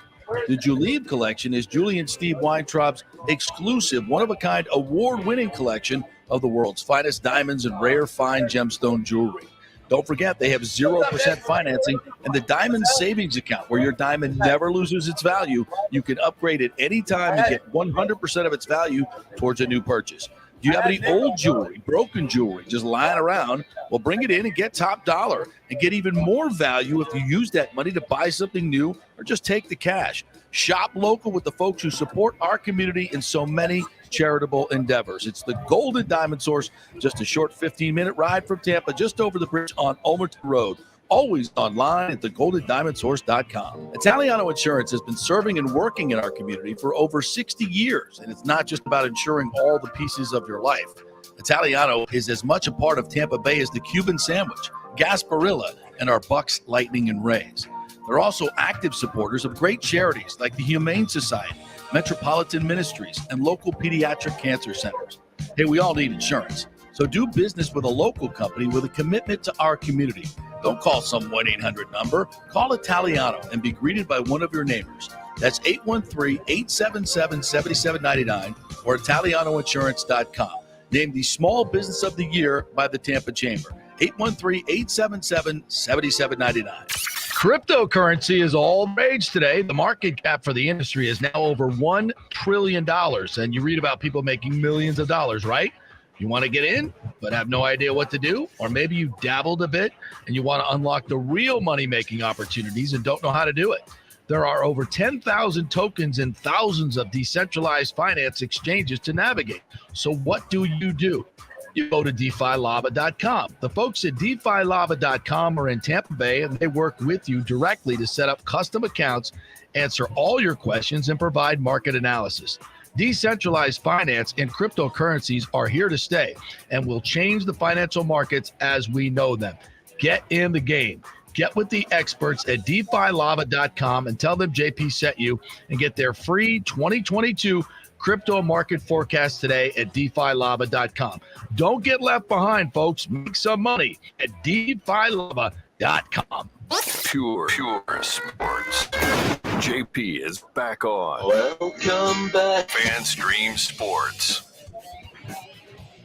All right, welcome back as we come to you live from the 4th annual LJ Piniella Memorial Golf Tournament here out at Avila. Beautiful country club out here to benefit Gigi's Down Syndrome Playhouse. Go to gigsplayhousetampa.org for more information. As I mentioned earlier, great place to volunteer, donate money. They really do a tremendous job. And it's the only one, I believe, in West Central Florida for Down syndrome kids and adults to work in. And they do a great job teaching them life skills and how to mainstream into getting jobs. And they've done so much for so many. We had Lindsay and Nick on earlier who are Nick works at the public defender's office. Lindsay moved into her own apartment, works at Chick-fil-A. They do a tremendous job for these kids and young adults. So check it out, volunteer. You will not be sorry. Couple other notes as I go through Twitter here. Apparently Ryan McDonough was on the ice for morning skate today. That is remarkable. I don't know. Still don't know what his prognosis is. It's still upper body injury. I thought it was some type of broken collarbone or something like that. That may be 4 to 6 weeks. So to have him out there, that's Mary Fialo at the morning skate reporting that. So we appreciate that. But that would be huge news to get Ryan McDonough back in some short order. Definitely going to need him for the playoffs. The defensive coverage less than stellar on Saturday night against the Montreal Canadiens. And tonight should be I think a spirited playoff type atmosphere. And they could get Toronto in the first round, obviously. I think, in fact, that's probably the most likely matchup. So this is going to be a very, very spirited game tonight. And Toronto's been playing well. Austin Matthews is on fire. What did you say? He's scored 11 in 12 games, Nikki? Yeah, he's got 51 this year. He scored 13 goals in the month of March. He's been the best player in hockey, I think, for this calendar year of 2022 so far. So, and of course, they got more scoring than him. They have a lot more than him, just him out there. So they got to be on their toes. They gave Vasilevsky the night off, obviously, on Saturday, so he should be ready to go. But I think he needs to be a little bit better. I don't think Vasilevsky's been as great lately. I think you would probably agree with that. He's going to have to be much better tonight. But, I mean, yeah, this whole week for the Lightning, what more do you want? You get Toronto tonight, you get Washington on Wednesday, and Boston on Friday. This right here is there's been so many pivotal stretches lately. This is every bit as big of one right here. Especially Toronto and Boston interchanging with them. They would love to get at least 3 points, maybe 4 out of those. Yeah, tonight's a big game. I'm being very interested to see how obviously Nick Paul had that great assist on Friday night between the legs, backhand. That was just freaking unbelievable. Had a couple of great assists in that game. Saturday night was disappointing. The defensive coverage was awful, but I've chalked that up to a lack of intensity, a lack of focus. That's what Cooper said after the game. Tonight we shouldn't see that, and I'm anxious to see this new lineup with Paul and Hagel in there going up against a skilled team like Toronto. Now Toronto obviously is not great defensively, so we could have a nice 7-6 shootout tonight, Nikki. I would have lots of highlights to talk about in my intermission reports. I'll be very much looking forward to that. Yeah, I'm game for it. I mean, Toronto's not good in net either. So there should be some great opportunities there for the Lightning to get some on the board. If they can get to the power play, which has started to pick up a little bit. The Lightning picked it up there. And as you mentioned, Nick Paul, who we talked about a little bit, you think he's comfortable yet? You think he's comfortable yet playing with the Lightning? He looks so. I love what he's added so far. In that third line, Ross Colton's play has improved since he got him over there. And I think it's because Nick Paul's more of a playmaker than Matthew Joseph was there. I think we all could agree on that. So I'm very excited for this new look Lightning that they have going on right now. Interesting. It'll be a good game tonight. Very, very much looking forward to it tonight. It'll be a lot of Toronto fans in the house. So it'll be great energy. Looking forward to that game tonight. Here's an interesting thing I just picked up on Twitter. Elon Musk has just purchased 9.2% of Twitter. Last week, he put out a tweet that said, basically, do you guys think I should buy Twitter? I take this poll very, very seriously, and I might act on it. So Elon Musk buying Twitter would be a humongous shift in some of the BS that is going on all over the world.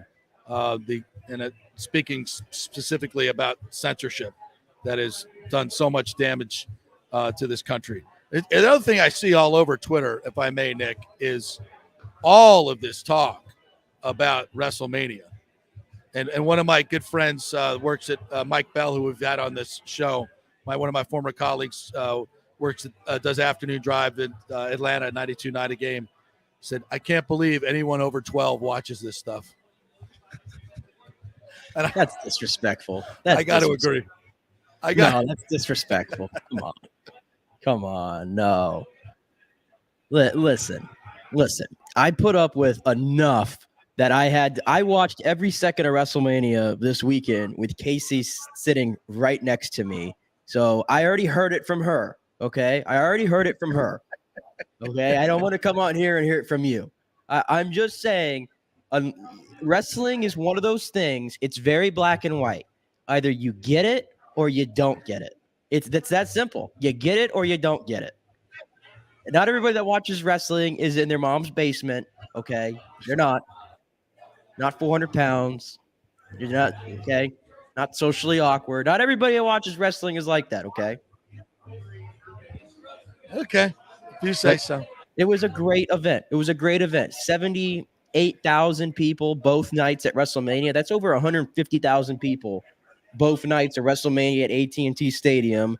The stars are out, like I said. I'm telling you, JP, if you want to just see the ridiculousness of what it was, you need to watch the Jackass match that Johnny Knoxville had. It was maybe the most entertaining thing, yet the most so over-the-top pro wrestling thing that you're ever going to see.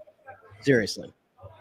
Well, I will watch the McAfee stuff. How did McAfee do? What I heard he got his ass kicked. Pat McAfee had a night. Okay, he had a night.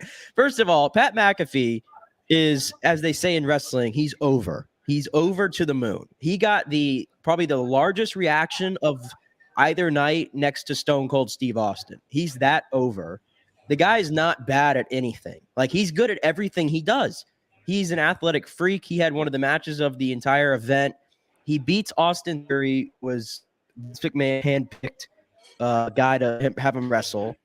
Vince McMahon, at like 77 years old, all of a sudden, as the match is over, takes off his coat, rips off his shirt, and he's got one of these black wife beaters underneath it. And he gets in the ring, and they have like this whatever match. He beats Pat McAfee, JP. He got a football. This is very goofy. He punted the football into Pat McAfee's like stomach, and he was like a foot away. It was very minor, and somehow he pinned him 1, 2, 3. So that was a little goofy. But then Stone Cold comes out. Place goes absolutely apeshit. Stone Cold Steve Austin gives a stunner to Austin Theory. He starts drinking beer with Vince McMahon, and then just like old times back in the day, he gives him a stunner, and you have to watch the stunner. It is the worst stunner in the history of stunners because Vince McMahon cannot sell to save his life, and he's too old to be taking it, honestly. It was hilarious. Then Pat McAfee gets back in the ring. He's drinking beer with Stone Cold. Everybody's going crazy. And then DTA stands for Don't Trust Austin. He gives a stunner to Pat McAfee. Pat McAfee rolls out of the rig, and he's like out of it, but he has a beer in his hand, and he's still just like having it flow into his mouth as he's on the ground. I mean, it's the most over-the-top pro wrestling thing ever, but the crowd ate it up. It was a great event. It was a great event. You know, honestly, that does sound pretty fun. That does sound pretty funny and pretty fun. I'll give you that. Yes. Yeah. I mean, all that, it sounds like, I mean, I'd much rather be watching UNC Duke, don't get me wrong, but yeah, I mean, I could watch some highlights of that. I might check that out on YouTube. I might do that. Can I see it on YouTube?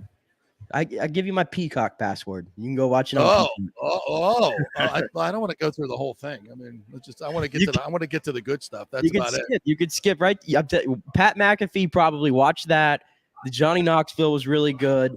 If you want to see the embodiment of what pro wrestling is, then you probably would want to watch the main event of night 2, Roman Reigns, Brock Lesnar. You know Brock Lesnar. He makes everything look legit.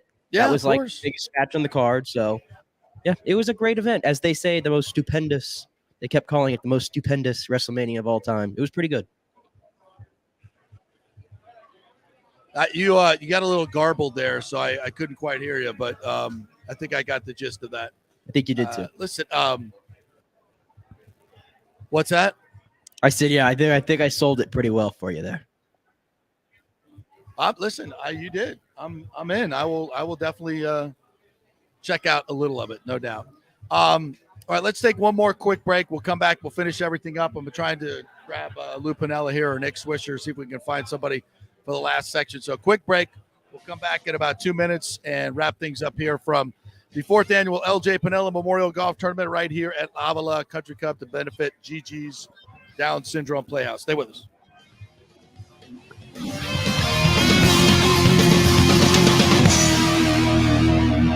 The world economy is in chaos, and mortgage rates are going to go higher in the next few months. Meanwhile, home values are up 24% in some neighborhoods of Tampa Bay.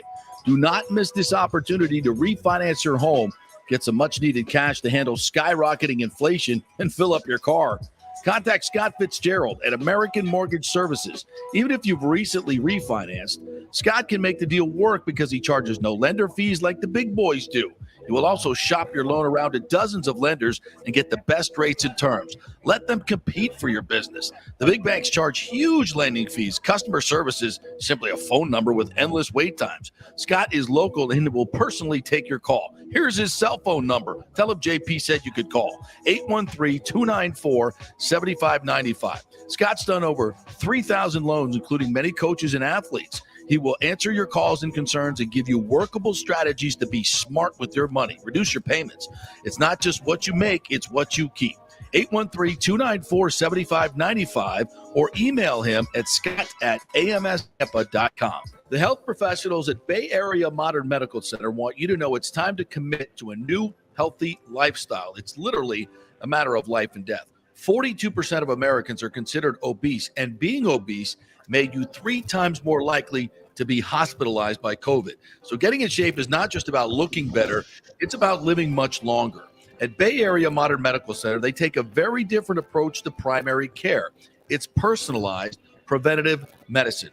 Christopher Lugo and his experienced staff are proactive in looking at your issues before they become a problem, encouraging a healthy lifestyle with proper diet, supplements, and exercise to optimize your active lifestyle. Building up your immune system, not destroying it with poor nutrition and bad habits. So call for an appointment, maybe change your primary care and get on a journey back to full health and a happy life. Call 844-977-3477 or go to BAMMC.com. Tell them JP sent you for priority scheduling. 844-977-3477 or go to BAMMC.com. Have you purchased a home in the last 10 years and the stucco is starting to come loose from the upstairs portion? Well, that can cause some serious damage that you can't see until it's too late. Is it becoming an eyesore? Have you contacted the builder and just can't get any relief? That's very common here in Florida. So call the law offices of Christopher Palermo. They can help you. Call 813-221-5636. That's 813-221-5636. He's recovered millions for his clients. The law offices of Christopher Palermo at PalermoPA.com. Pure sports. JP is back on. Welcome back. FanStream Sports.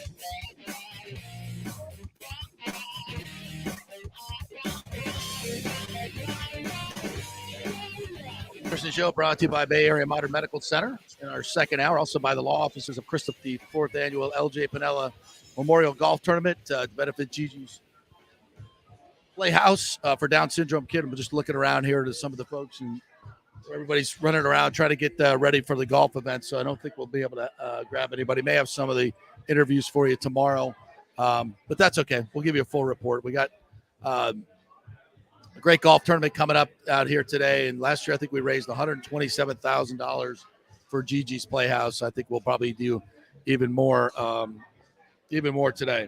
Anything we missed here, Mr. WrestleMania? We talked earlier today about the UNC Kansas game tonight. Kansas a slight favorite, but it seems like the Cinderella story that was supposed to be Duke that fizzled out on Saturday night. And wanted to talk a little bit about Coach K's legacy and do you think? And I think this is probably true. There are more Duke haters out there than Duke lovers.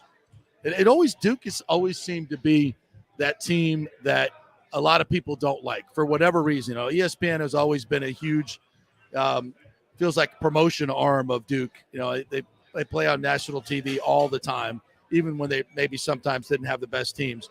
But it's the personalities. I mean, you think about it: the Grayson Allens, the Christian Leitners.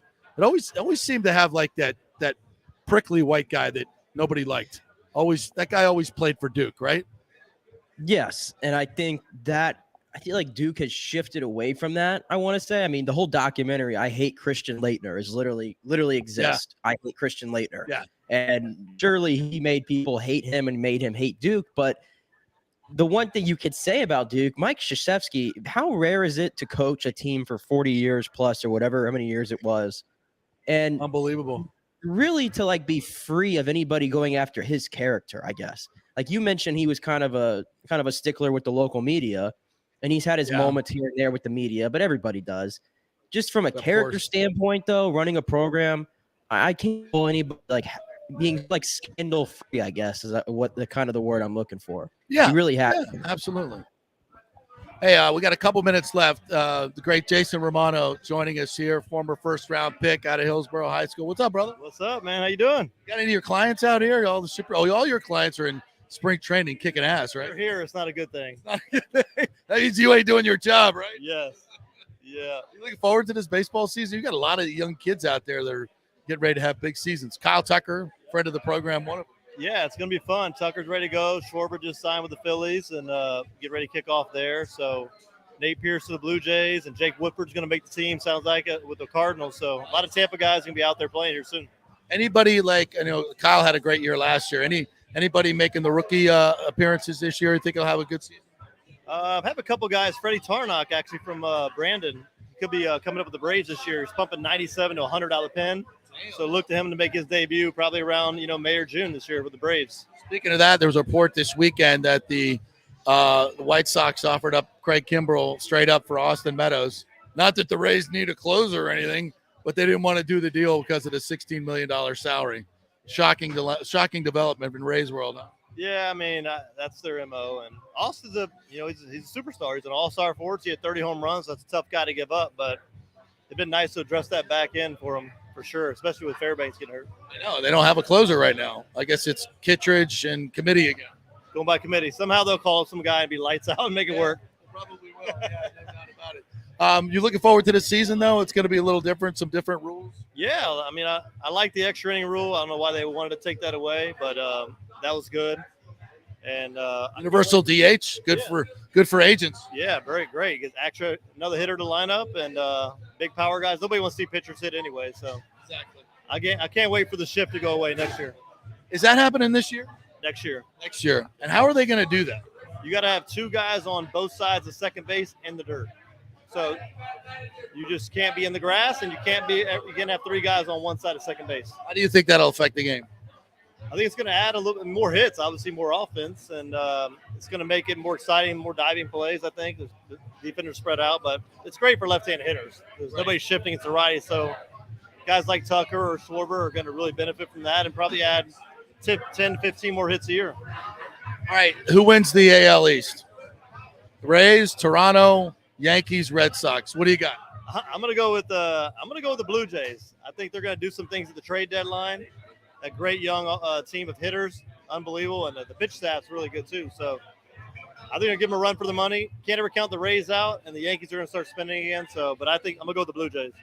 Should the commissioner have allowed the Dodgers to sign Kimbrel? It's a joke. Their team is a joke now. It's a complete all-star team. That can't be good for baseball. Yeah, I mean, they're definitely going to run the table in the NL West, but you know, it's all about those 5 or 6 games to get to the playoffs, right? That's right. They have the lineup. They should roll through the season. They get into a play-up in a matchup, and they have a bad week. They're done. So that's the one thing about baseball. You got to play the game, and it's all about the starting pitching. And if they run up against Scherzer and DeGrom, and they're all healthy, that could be 2 losses right off the bat. All right, Jason Romano, go hit your 320-yard drives. Win the tournament like you always do. All right, here we go. Still won't play me in tennis anymore. Skirt. All right, that'll do it. Thanks to Nick Geddes for joining us here today. Great job there from our Tampa studios and this as well. We'll be back tomorrow in studio. A little cleaner feed for you guys, but until then, adios and go Bolts.